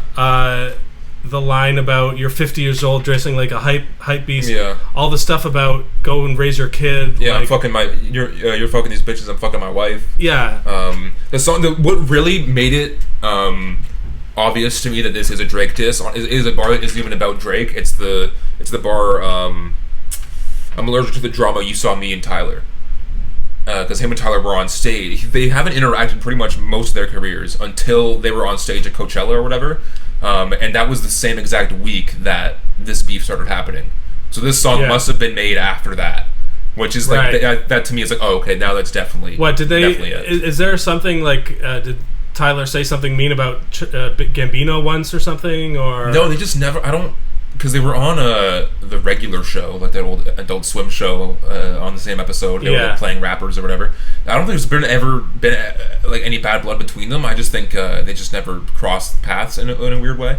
But they didn't work on any music, or they didn't really hang out all that much. But now they seem pretty tight. But their fan bases are like the Venn diagram. It's the same fucking thing. It's the same people, pretty much. No, but that one bar made it obvious to me. I could pull up some other ones that. And we can decide if we think it's a reach or not. Put your boy in the seat. Your boy, Drake is known as the boy. And the line about you got your biz in the streets. The put your boy in the seat reminds me of the I'll park your son line. Oh yeah, I can see that. Not Like Us. Good point. Or actually, that was from Euphoria. But anyway. Yeah, I find your house in the app. People around you ain't slat. Which I think isn't Slat. Wasn't that a Young Thug like Slime YSL thing? They plotting hard when you flat. They got a gun in your back, which is very similar to what Kendrick was saying on Euphoria. This is who you trust when you sleeping at night. I'm in the mirror. I see what I like. It is what it is. I'm right when I'm right. Fuck with my kids. You fuck with your life. Which again is pretty much what Kendrick said as well. Like, you brought the kids into it, now it's over. Yeah. Drake didn't bring Gambino's kids into it, as far as we know. Maybe something happened behind the fucking scenes, but maybe he's just warning him as like, if you do that, like if you come back at me with this and go after my kids, then it's over. Like, But and that's the thing. If this is a Drake diss, is it corny to come after Drake after Kendrick already dismantled him? No, I don't think so, because. It's just more fuel to the fire. Why not pile on some more shit? Future was also dissing ASAP Rocky's dissing. Like, why not, right? Like, we'll just keep it going. We can't let him get back. Can't let Drake get back to the place where he was before all this. It's interesting how Drake sees himself as way too big to ever respond to Childish Gambino. Yeah. But like, you know that he still does see it. Yeah, and a lot of people online were being like, Gambino might be what Drake wants to be, like the actor turned rapper that people like critically really enjoy and like praise the fact that he's good at all these different things, whereas Drake is pretty much just pigeonholed now into being a rapper. I mean, he has different styles that he uses sometimes, but I saw that point and I'm like, that could be true. I don't know 100%. Like, maybe Drake does secretly want a wife and kids and want to move out to Kauai and do all that kind of, like maybe he does want that lifestyle, but I don't think we'll ever know. Again, I don't think Drake is actually going to say anything. The way Drake moves, like, that was never going to happen. Yeah. Him having the storybook ending. Mm-hmm. But the line also about how this industry is Comic-Con. Yeah. Rappers cosplay industry is Comic-Con. The industry, evil people. Me and fam got a trauma bond. That's also pointing at Drake's like fakeness, I think. Yeah, and Gambino has played people in general, not necessarily just at Drake. Because Gambino has talking about the industry in this way in Atlanta, where he used kind of the Paperboy and his career in those plot lines to kind of expose some of the weird industry underlying things that kind of just happen and the people let slide, like that one. And there was an episode where they were going to a whole party and there was a Drake cutout. Yeah, and Drake wasn't actually there. Yeah. So there probably has been some bad blood there, or he's been not his biggest fan. Gambino hasn't been Drake's biggest fan in a bit, because there was a picture seen with like around the Awaken My Love, like This Is America time, where they were together at an award show or something, but that's where everyone is together at the same time, so of course people are going to try to be like, yo, can you get a picture of you two? And they're like, alright, fine. Dude, 6 Plus TV just went live. Dude. I like some of these bars, not even just for if there's any disses in them. This is Code Red for old heads who never liked my short show with some pro heads. These And short shorts and what? Procads. What's that mean? I don't know. Let's look it up. Oh, brother. Now we're going to be here forever. That's sneakers. I don't know. Just sneakers. Oh, okay. It's been a minute since you had to fit it on the notepad. Yeah, there's plenty of stuff here. In Adidas with some short shorts. B-O-O all over me. My green is in the grocery. They're making their jokes are so dad I haven't seen their son in a month. Sold some Apple stock to buy a farm I needed to stunt, because I think there was a whole thing about Drake and Apple being like in bed together to make like these deals. Applebee? Yeah, they had Apple. Oh, okay. Yeah. Drake has a new meal at Applebee's? Yeah, Why are we not there right now? The Drake, yeah. No, we should go. Can I get the Drake with the side of minor fries? Oh, boy. Yeah, I think we pretty much hit it there. All right, moving on. Yeah, let's go. Let's keep it rolling here. The next installment in My Kid and I Did a Song Together. Yeah. This is 3 we're at now. Mm-hmm.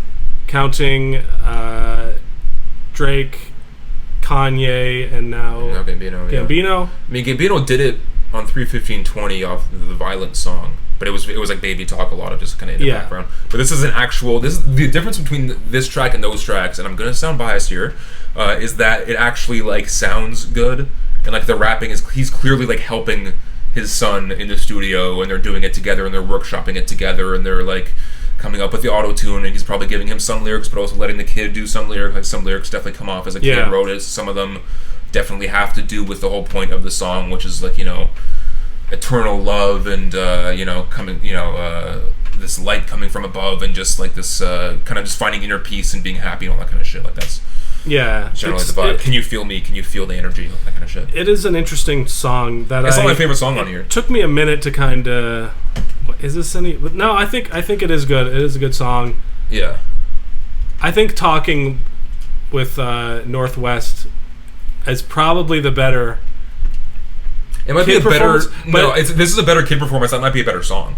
Yeah, that's what it is. It's because North is not on beat. Like at least Legend's on beat here. You know what I'm saying? This like, and that's what it really takes. It's more of a genuine collaboration. Yeah, and it's like sweet, people. And it's there was a whole part where Donald had a thing where it was like, how did my father pass or whatever, and he was talking about that, and then the son is like, I had to see the look on the face. I had to see the look on my dad's face. It broke me, type shit. And I'm like, damn, that's a real moment. That's a real. Like that's a genuine connection, you know what I'm saying? No, you don't hear that every day. Yeah. So I think for what it is, it's nice, it's sweet, it's like a real track. One of the better child song collaborations. I don't know if it's the best one, but it might be one of the better ones. Not my favorite song on here, but still not bad. I understand why they did it. And again, in terms of the movie, it's probably they're like in the studio. His rap name should have been Gambino's Child. Nice. Yeah. That'd be that. Thank you. Yeah, that'd be good. I'm here all week. Next track, No Excuses. That's a good one. It's groovy. It's a bit long. It's more of just kind of a vibe, background-y, but musically it kind of goes into it, but it has different parts to it. What'd you think about that? Ask Ludwig. Yeah, facts. Put my soul on the track like shoes did. I was thinking that. I had a theory that was like, maybe Donald Glover realized his best music is with Ludwig, and the only way he could get him to work on this album with him is to be like, wait, it's a soundtrack though, because Ludwig's only doing like soundtracks for Oppenheimer and fucking these Christopher Nolan movies. And then Ludwig is like, sorry, I'm only doing soundtracks right now. And Gambino's like, no, this is a soundtrack. There's a whole movie to this. And then he just went and made the movie real quick. The whole thing was just to get him and Ludwig to fucking get back in the studio together. So Ludwig thinks he's fucking Hans Zimmer now. He's huge, man. He's won some awards and shit. He's killing it. And he made Redbone. Yeah. God damn. It was always the pairing of the two of them that really made it special. I mean, there was I think out of Vista, I don't think there was much Ludwig on that album, but that's still a great album. Was Redbone really Childish Gambino's biggest song ever? Yes, I think so. 2005 was pretty big, right? Yeah, that was. This is America. Oh, This Is America might be bigger. Yeah, This Is America. Yeah, but that was supposed to be a moment. That was supposed to fucking. It's interesting parallels with Kendrick's career as well. How Damn was his biggest commercial success. Mm-hmm. Humble, like Love, Loyalty. Those songs were that was kind of his peak, and then he disappeared for a couple of years. Well, showing up only to do guest verses. Yeah. And with Gambino as well, it seems like it's the end. Because he was on This Is America came out 2019, and then not even 20. No, it came out 2018 because that was the tour. Yeah. It was 2018, and then it was Crickets until 3/15/20, and that was a half-baked, not finished white album cover, no song title album that kind of killed his momentum by not releasing anything after This Is America as well. But I think people like him and Kendrick do that on purpose because they don't want to just turn into this fucking cog in the machine, or a clog in the machine to even be more metaphorical with it, of just becoming just this fucking just a fucking hit maker and just always being expected to come up with these hits. Let's take a fucking break, lower the expectations of these people, or just do something different and see who's still around afterwards. Anyway, we should get through the rest of this album quick. I did like the Cruising song with Yeet. I thought it was a cool production, dystopian, dark future vibes. And I don't hate Yeet's part. It's not my favorite song on here, but I think it's cool. I didn't love it. You could hear it in the movie as well, with the fucking frog sounds and the crickets and shit. All that kind of stuff. There were too many frogs on that track. Too many frogs. Yeah, fair enough. We Are God is a vibey, spacey kind of track. It has the same. It uses the intro track to 3/15/20, the one that's just called 0.00, because I had pretty much that track was just 45 seconds of being like, we are, and that's what he used that same vocal interpolation onto here. So that song kind of found a home, which is nice, but it's not my favorite. It's it's a cool idea, but that's like a Donda-esque song, with the just trying shit, the choirs and all this. We get into some good ones out here though in the back half. I like the last couple tracks. Running Around with Fouché is so good. Fucking, I got my hair cut and I'm ready to go. This is so juvenile, but it's so good. But I feel like it's in the same category as Real Love for that reason. Yeah, but true. It's a bit more well thought out. I guess. The chorus is really good and catchy. That Fouché kills it. That was an Olivia Rodrigo song. Oh no, man! I knew it. We might as well change our fucking name to the Popcast, dude. We might have to. We need to have because we might pop out on these hoes. Yeah, I know. We need to have male only episode. This is as man as you can get. Hardcore two boys hip-hop. In the corner sweating on episode 69. I'm sweating for you guys. Yeah. If you would like a bead of my sweat, email me at beep. Well, we do have an email that we could shout out, but I don't remember what it is. Why don't you just put the email up on the screen then? It's more, I don't want to. It's too much effort. Yeah. Okay, I liked when Fouché came. I actually thought Fouché almost outshined Gambino on that one. She kills it. She really kills it. I mean, Gambino obviously has the chorus and stuff, so he's it's more of his song, but Fouché kills it, and she's good on those type of tracks. Anyway, back to the album. It's unfortunate that some of these psilocybe and now dadvocate, these kind of dad weird puns that he's putting in this music. It's a shame because this is one of the best songs on here to me. It's so good. Rolling up backwoods. It's a fucking rocky. It's like a Steve Lacy. It sounds like a Steve Lacy song. Dude, it was great. I've been working in the morning because I'm working 5 to 9. Come on. Was so good. Yeah, that was the back to basics, kind of after the main conflict of the movie resolves. Yeah. And they're riding home, and they somehow escape the post-apocalypse. Yeah. I like that one a lot. That's what I'm taking with me. Happy Survival is just an instrumental track, pretty much. Some summery Kawhi vibes. Doesn't do much for me, but if it's a soundtrack, you throw in a fucking instrumental, it's going to be in the movie. Yeah, probably. It's background. Yeah, and then A Place Where Love Goes. We were just talking about how that one sounds that's a soundtrack-y type song with an epic chorus. I like the drama of it. No, me too. It's well done. It's a good outro. But as soon as I heard it, it's a good outro, and it's also a good soundtrack or a good song for the movie. Someone was relating. I think it might be a bit of a reach. Was relating this song works because a great capstone to Gambino's music career because on Camp remember at the end of camp, he told the whole story about this girl that said that he liked her, and then she told the other girls, and they made fun of her. I can't even remember what the fuck it was.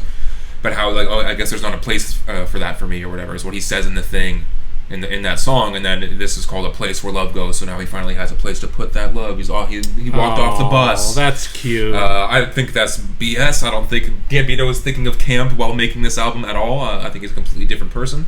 Because a lot of people are trying to relate this to the story of the boy, the whole story that encompassed BTI, and it incorporated camp into it, and incorporated Stone Mountain Kwai into it, but then since then it's kind of hasn't been touched on.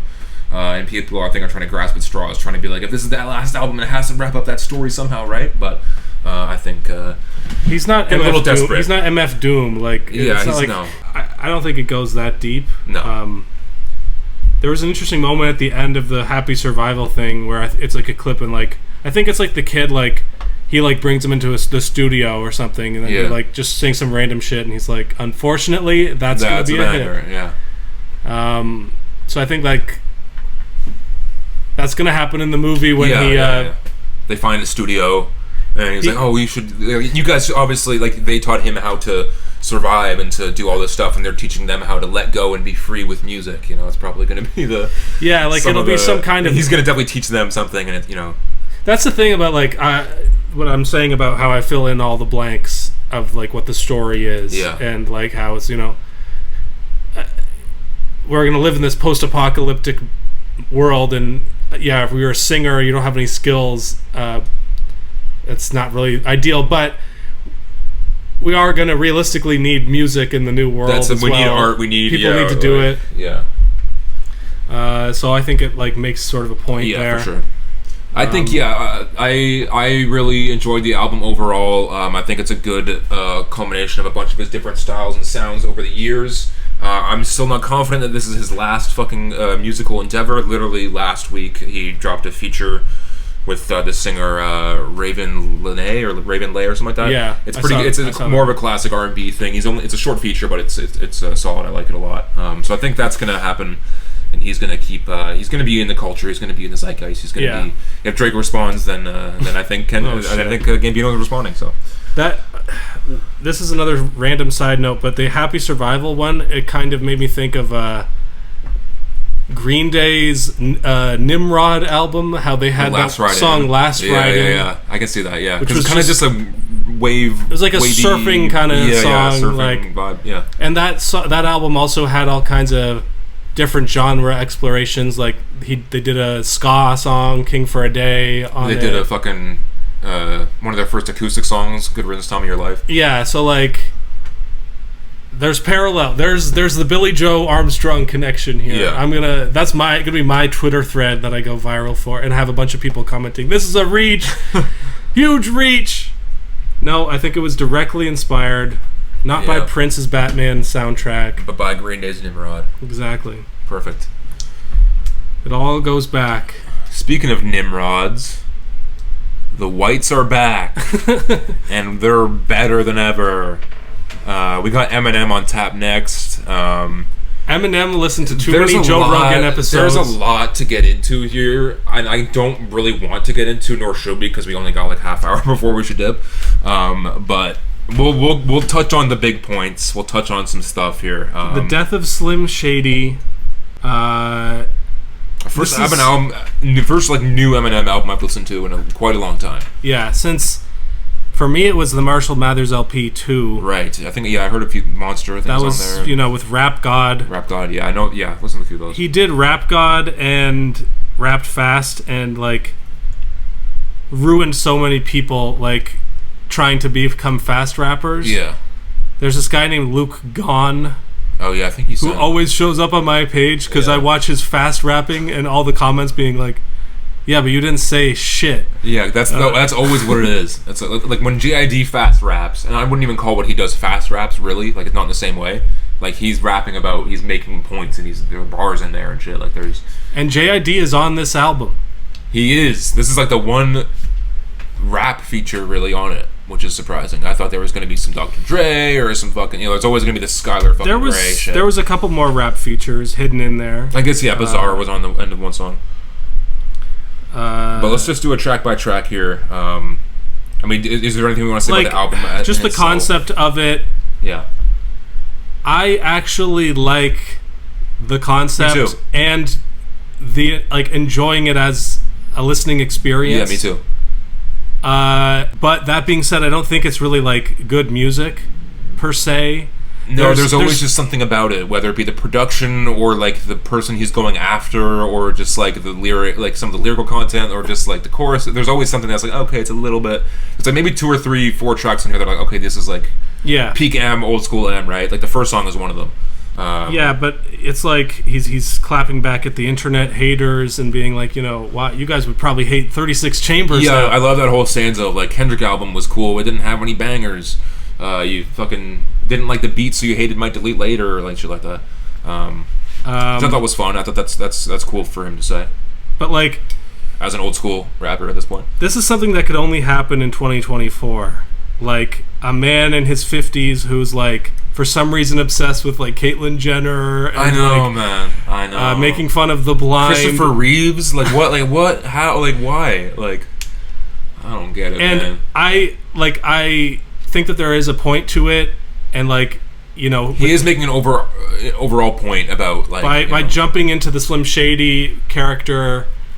He's exploring like edgy humor and the limits. This day, and then Marshall Mathers is like, well, it's not like that though. You can't be saying that. Like, he's acknowledging that it's not.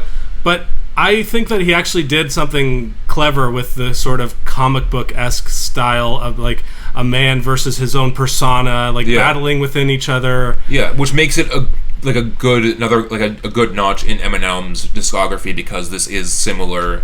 As different as it is from his early stuff, because he's never going to be the same M, even in the Slim Shady persona. Like, the whole kind of comic book style part of it is something that he obviously played around with in his early stuff. And he remained too a little bit, but he kind of lost it a bit. But this is this works really well. He dipped into like the self-help style music too much in like the late his like first comeback in like 2008.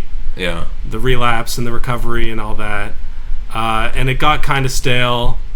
Then he brought back the zaniness and making fun of celebrities, and it was fun on Houdini, and like there was some definitely like he had some fun with it, and like, but deep down you have to know that like Eminem is just a nerd, like he's just a big nerd. Well, she says on one of the songs, she was like, I'm just a nerd, man, at my core. Like, that's just what I am. Like, and that's why like everyone, because I saw the TikTok teens making fun of this a lot, and it is funny, like how hard he's trying to be edgy, like but they're kind of missing the joke of it a little bit. Like it's elevated to such a high level, like trolling everybody and to the point where he's running out of things to like be controversial about. There is kind of a point to it. The fact that it's so overdone and mentions Caitlyn Jenner like 9 times, it just hammers home that like, okay, this is not to be taken seriously.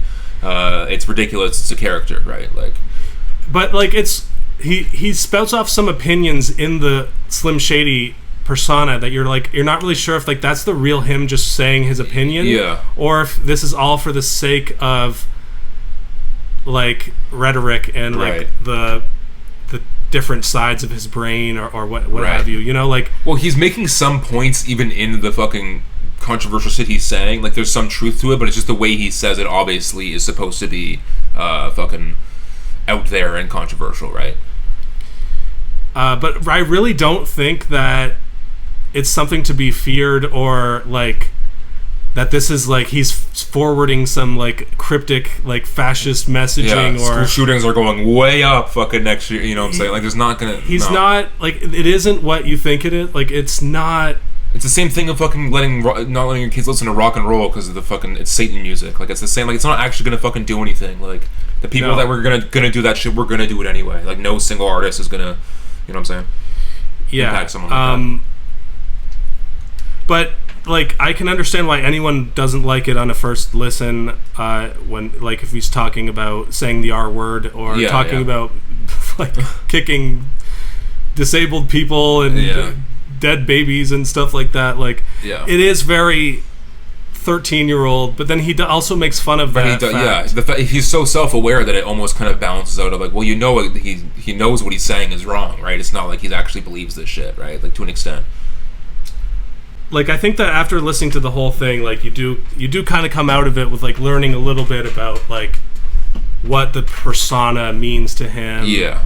And, like, saying the thing you're not supposed to say to piss people off, and, like, how that has helped him in his career, but at the same time, he must have thought, like, on his hit song where he's making fun of Christopher Reeves dying, like, Christopher Reeves has a family out there, like, you know, somebody out there might feel bad about the thing he said, but he has to say it because that's how he got big in the first place, you know. So he has to respect that fact. For sure. And I think a lot of this album is him fighting that, or like trying to find the balance, or like being conflicted of like, do I just say fuck them all, or do I like hold back and like, you know, not try to offend these people, right?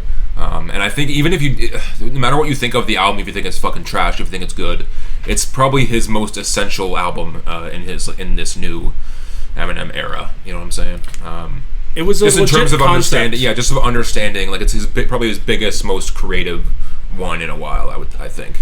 This is what Revival I want. might have been creative, but not for the right reasons. But this is what I want from an artist at this point in their career. This is probably as good. This is as good as it was going to get, probably. You know? Yeah. And for that, you know, I'll respect it. And I don't think it's a bad album. I think it's too long. Like, after Guilty Conscience 2, after he kind of wraps up the story, I don't think you need some of those other tracks. I mean, yes, some of them are the more sentimental ones, talking about, oh, what if I did OD back in the day, and this is a message to my daughters type shit. Or the other one was the Toby song with Big Sean and Baby Tron, which doesn't really fit into the concept, right?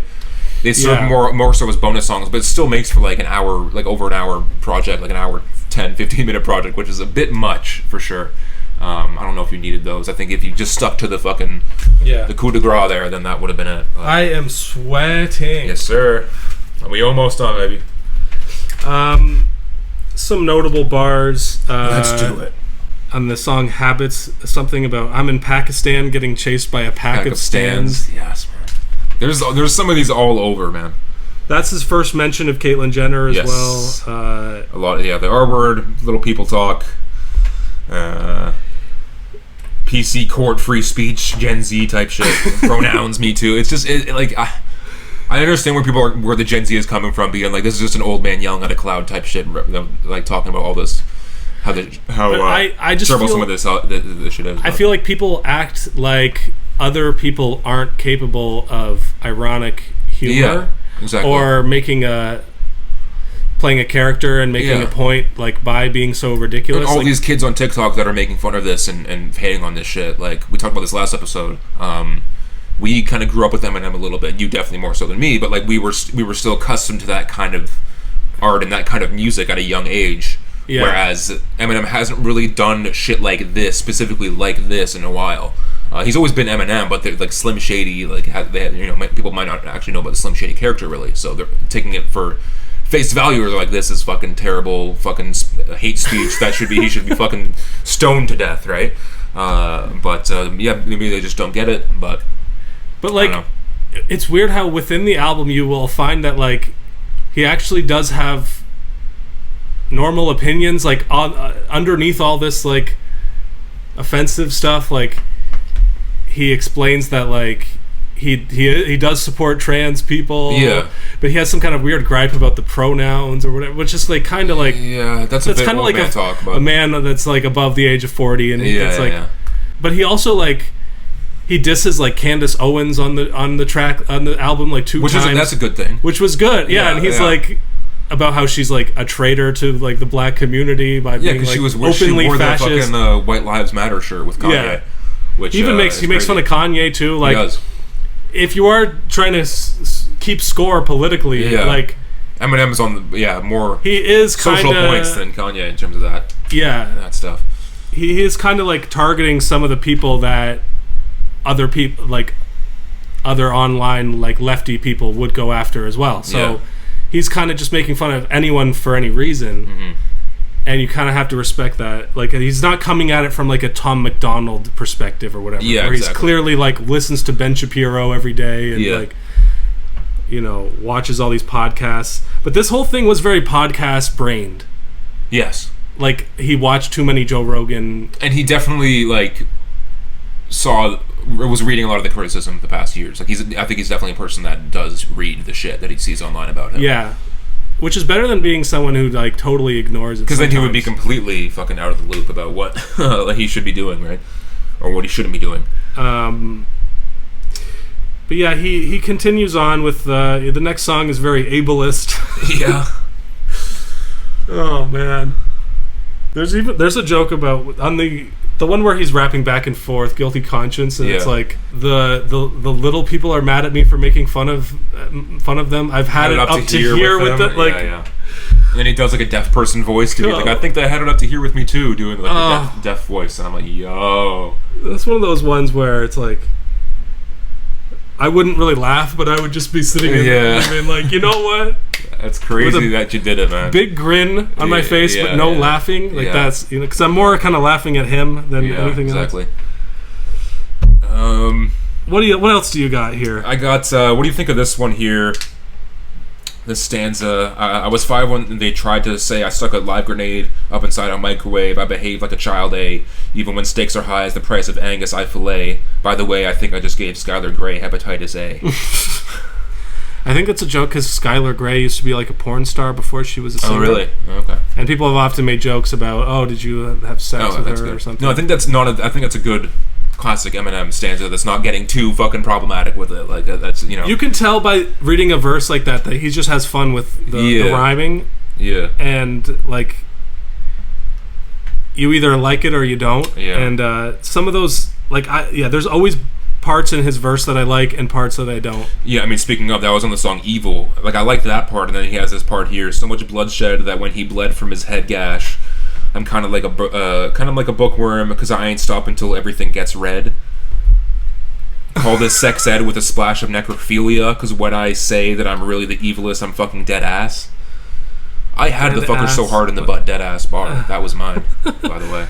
Just want to make that clear. The influence is easy to see when it comes to M. Evil, he shoots a dog on that song. Yeah. It's evil. But like the whole I'm so crazy stuff. Yeah, like, it does wear thin after a while. There's a joke about like Little Debbie on like where he's like, what is that Little Debbie something shit about a snack? You go look it up. Just look it up. Right, we don't have enough time to get into it. Right.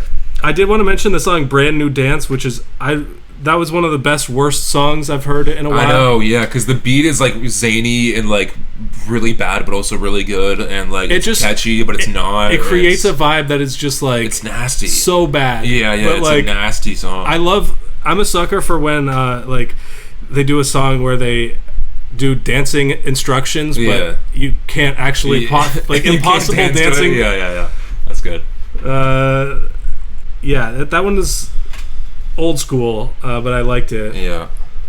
It reminded me of like when Eminem made like Just Lose It and like some of those other like dancing kind of tracks, but he's just being so stupid on every verse. He's being like ridiculous. I like the bars on Antichrist, going after like Jeffrey Epstein and fucking Bill Cosby. Yeah, Seth Diddy as well. Seth Green on Epstein's jet screaming, "Don't forget me!" That's like crazy. That's so crazy. Seth Green out was here he on the catching plane? Was he on the logs on the plane? Logs? I think it's just because Seth Green rhymes with Epstein. Jet scream. Yeah. Like he just does things for the sake of it sounding true, catchy. Brian from Family. That's the one. That's songs where Bizarre jumps on at the end. Yeah. And mentions something about Jade's podcast. Yeah. Like that's the thing. That's like, this is a very podcast. Of course, Haley from Eminem has a podcast. Yeah. Well, he mentioned it's a funny bar on the song "Temporary." He was like.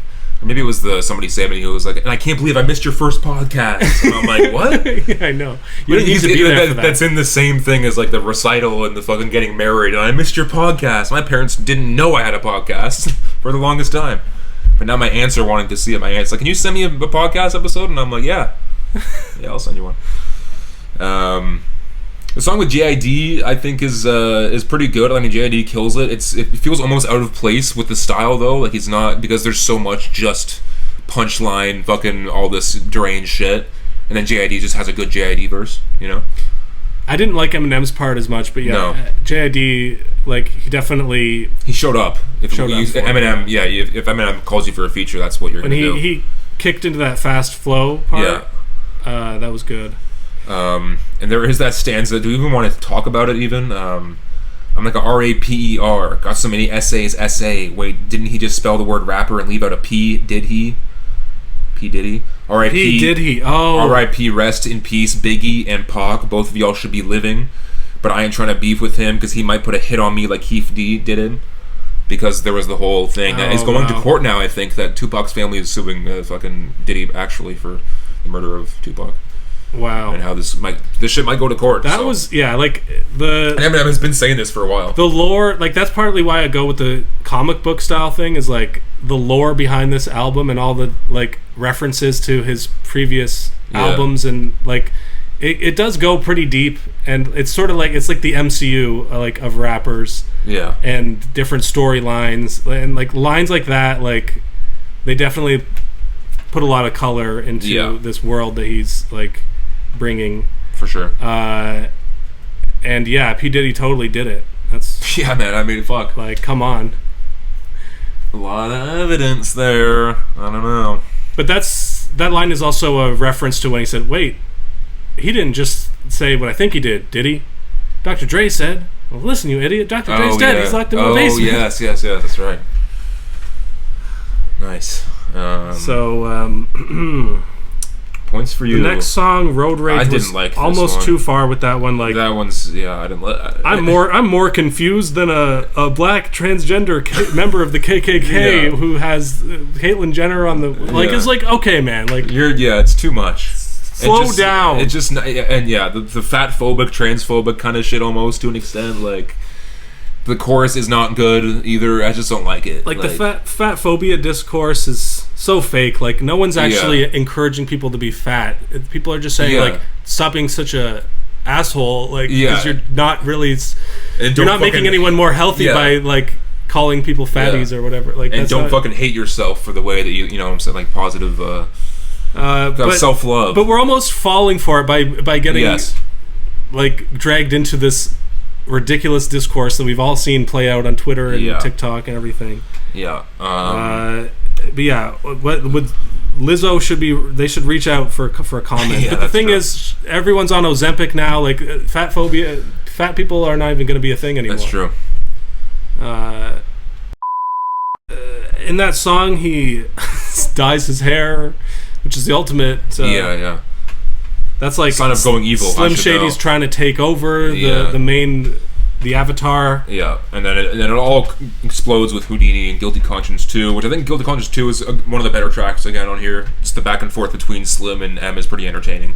Even if it might be choppy at certain points and some of the rapping might be a little bit like stuttery, but like, something that's good. He brings in like when Marshall Mathers or whoever like is opposite of Slim Shady is like responding and he like mentions like every single like says sorry to basically every single person who he's randomly feuded with or insulted over the years, from Christopher Reeves to Ja Rule to MGK, like Benzino and like all these. When you really wrap it all up, it's like, wow, this has been quite a show. But it just, but also the people. Look at the people that he picked out for these beats. They're all, you know what I'm saying? Like, and he never really went to bat with like a rapper on his level. Like, and this is the guy that's fucking made 8 Mile. It's like, you know, like he should have stepped up to the plate here and there at some point. But I mean, no one really came for him. I mean, know.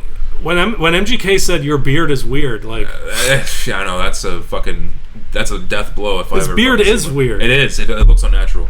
I don't like it. Fake beard. Eminem fake beard? Question mark. Dude. And the rest of the album, I don't know. Again, I said it just didn't. But this once it was wrapped up, I was like, I just kind of stopped caring.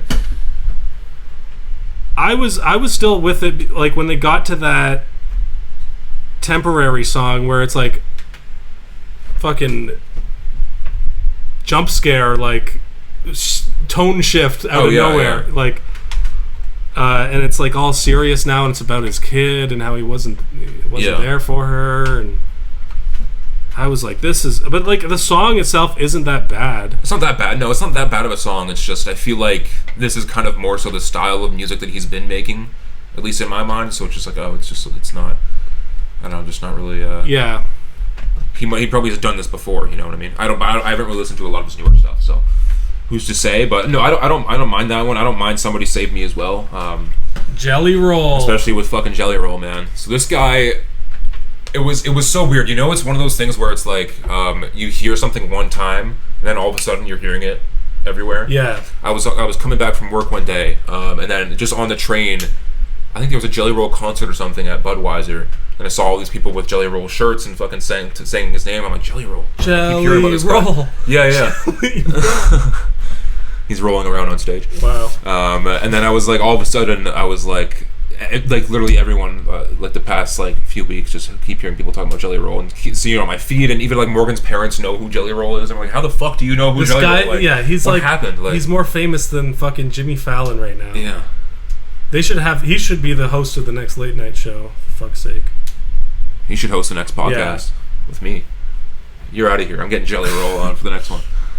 No, this show is too fat phobic to have a guy. True. I mean, imagine trying to fit Jelly Roll in this apartment. Gotta roll him up the stairs. We would need a fucking team of 6 guys. Yeah. He's doing it to himself with an in Jelly Roll, by the way. I just want to say that.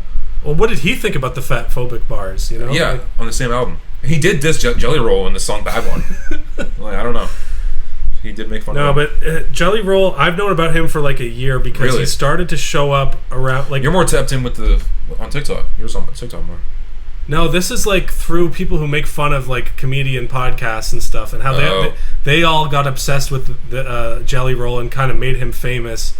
He went on Joe Rogan and all those kinds of shows, and I'm pretty sure he went to the library. No, he went to Congress and did a speech about the opioid crisis or something. Like, this guy's like a bit that we had for the Young Jizz live show, man. Fuck. He's just some fat guy who used to be a rapper, but then he went country. Like, yeah. Was his rapping any good, even? Like MGK style, like, you know, fast rap. Not good enough to really be a rapper, but like crossing over into some. He has technical ability. I guess, other genre. Yeah. I mean, the song is whatever. It's okay, but it's coworker music. Yeah. Okay. We'll wrap up with a few album songs that I just want to shout out. New Denzel Curry album. I know you haven't listened to it, buddy Alex, but it is more reminiscent of his older stuff. It's like a sequel to one of his first mixtapes, and it's very just reminiscent of like the fucking Florida South type of music, like very 3-6 Mafia, Juicy J, Project Pat, like that style of rap, which is good. It's not my preferred style maybe, but he does it really well, and sounds like the old him on here. He's not like screaming, doing all the metal shit, but it's still solid rapping. I really liked a lot of features. I really liked all the stuff I've heard from it so far. Hot One was a great opening single, and then the one fucking that Mexican OT Black Flag freestyle is fire. Yeah, love it. And the Mexican OT is like he almost has like a DaBaby flow, but it's like better because he chooses the pockets to go into it, and then it comes out of it. You know what I'm saying? Like, it's fire. Did it have the Hawk Tuah girl on it? No. But it did have Armani White, the Billie Eilish guy. Oh, nice. So, yeah, there was a million features on it. So I know. It's just like, is Bad Baby on it? Yeah. Like, the one with Ski Mask is really great. It sounds like just straight from like a 2016 SoundCloud emo shit. Like, it's so good. And they had beef for a while because I think Denzel wanted Ski Mask on Sumo. On that song Sumo he had off of Taboo. Great song. And Ski Mask just never did it, so there was a bit of a beef there, but they're glad they patched it up, because that's a match made in heaven right there between those two guys. One with Ty Dolla $ign is actually really good. Of course it is. But it's not the same style as the other songs. It will kind of just it's a good like kind of break in the album for that. Juicy J's on it as well though. Hoodlums with A$AP Rocky. A$AP fucking kills it. Album is officially coming out August 30th, so we have that to look forward to. MGK and Jelly Roll linking up for it's funny because I just Country Road Take Me Home redo. Shout out my killer John Denver. That's the thing, is I just heard his other song Sun to Me, the MGK one, where it's kind of heading in the country direction. I'm like, oh no, what's going on? And then all of a sudden you send me this song today, and I listened to it, watched the music video, and yeah, man, I don't know. We need to invest in better white rappers because they're just getting bullied out of the genre. Yeah, it's make sad. Fucking bullshit country music, which black people are proven to be better at this summer anyway, with the big Shaboozey song and the Beyonce album. Facts. White folks, we need to go back to ska or something. Ska let Post punk. Malone do it, and then let him crash and burn, and that or thrive. Because this Morgan Wallen era of music is uninspired trash. That fucking Post Malone track list almost made me sick, man. When I was reading out those fucking features, I'm like, oh god. I guess for Dolly Parton. Fucking Kenny Chesney and fucking Billy Ray Cyrus is going to be on it. Keith Urban or some shit. That's the crazy thing, though, is you notice that in the 90s and in the current era as well, like, this country music shit is, like, bigger than a lot of other music coming out of America in terms of sheer numbers, but it doesn't get, like, talked about highly in an artistic way at all, because it's mostly just bullshit. Yeah, no, exactly.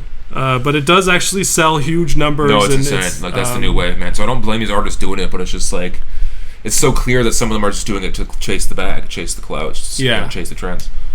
You go to Nashville just to get a couple dollars. You're not a country singer. You're a fucking colonizer. Yeah. Oh man, new Nothing Mustard Sure has album. ever been said. I didn't peep it yet. There's a song with fucking Vince and Schoolboy Q though that I'm really excited to listen to. I saw he had his song with Travis Scott. It was just called Parking Lot. I was like, boring. Like, why are you doing like a song about a parking lot? Parking lot is like, that's like parking lots are, it's like a dark place at night. It's empty. It's usually filled, but it's empty at night. It's a thing that like teenagers tend to hang out in, I guess. Sometimes we've been known to hang out in parking lots. I think Tyler, the Creator, had a song called Parking Lot. It's a great song. But like, what's Travis Scott doing in a park? People park his cars for him. Yeah, he never has to be in a parking lot. He doesn't know how to park a car. No, yeah. He doesn't know how to drive stick. There's no way, right? Maybe. Actually, for some of these old school cars, these crazy cars, I'm sure you would. Oh, huge song by Gwen Stefani and Anderson .Paak for the 2024 Paris Olympics. I'm vetoing that one. Okay. The Olympics will be over by the time this episode's out. I know. I saw they did it, and I'm just not going to listen. Cordae and Lil Wayne. Cordae actually has a good song. I want to mention that, and Lil Wayne kills it. Beat is great. Sample reminds us of something else we can't quite put our finger on it. You said maybe a snot song. Yeah, and which Cordae shouts out Fairly Odd Parents' Fairy World. He did. So Nickelodeon points. And more fat phobia. He says that I got a lot on my plate, like Rod Wave. So it's a glandular problem, okay? It's genetics. Yeah. As I like shove a fucking the fucking Tiny Tom's donuts in your glizzy face. down my throat. We really are on episode 69. Yeah. Glizzy down my throat's got to be the episode title. We should have an episode title button where a button goes off and all these streamers come down. Yeah. Whenever we think of an episode title in the pod. And for some reason you can hear Big Sean's voice saying, "Boy, yeah, boy." Yeah, Big Sean new album coming soon. A lot of albums are coming out soon. Logic's coming out. Fouché, Rocky. There's a lot of stuff coming out next month, and we're going to be gone for all of it. So just wait till the end of the summer. Wait till September. Yeah, it's end of the summer episode. It'll be great. JPEG Mafia album coming out. Coming out as well. Yeah, features from Vince Staples and Denzel Curry. So I will listen. Get some good features. Get those guys on the album. I'll listen to it. Fuck it. Yeah, the new Big Sean is kind of weird. It's okay. But I understand what he's going for. I feel like he's done that. He's done it better. I don't hate it. Style of song they're going for, but. And I want to shout out the Earth Gang EP. They dropped an EP with this electronic duo, Snake Hips. But anyway, yeah, they have worked with some rappers before. They put out a 4-song EP. And I don't know. I like Earth Gang when they're on like their more like dance electronic songs. I think it's a good style for them. Nice. I know they're kind of can't quite pick a direction to go in. I feel like that is a good direction to go in, and I'm glad we got an EP of it. I like to see more.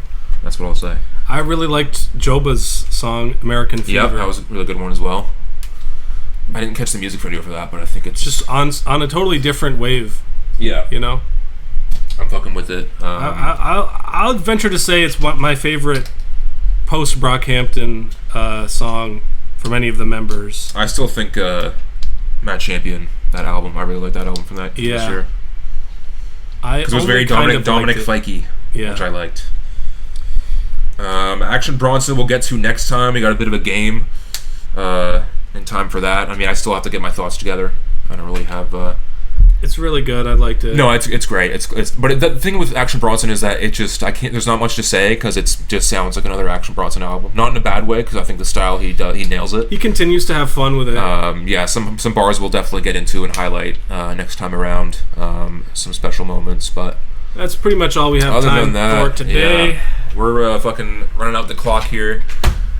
Rapcast 69. It almost didn't happen. Yeah. But we got to the finish line at the end, and we're some sweaty boys. And Alex, take that goddamn shirt off. It's time. And I'll take mine off. Rapcast 69, coming at you live from Toronto. Check out our new song, Peace. Wishing you all peace and love and positivity. Logic next episode. Oh man. Let's fucking go. You thought we wouldn't talk about Logic again. You were wrong. Wagwan de Logic, what's it like in Maryland? Yeah, Maryland. Pick up that my cold drop, 2 meals a day, no breakfast, I just walk it off. Leaves falling, falling leaves, blocking out my vision now. Nerve tingles on my way to be my second persona. Ooh, done, and I'm gone, sundown, I'm a different son. I ain't feeling none but some buns. Let me go.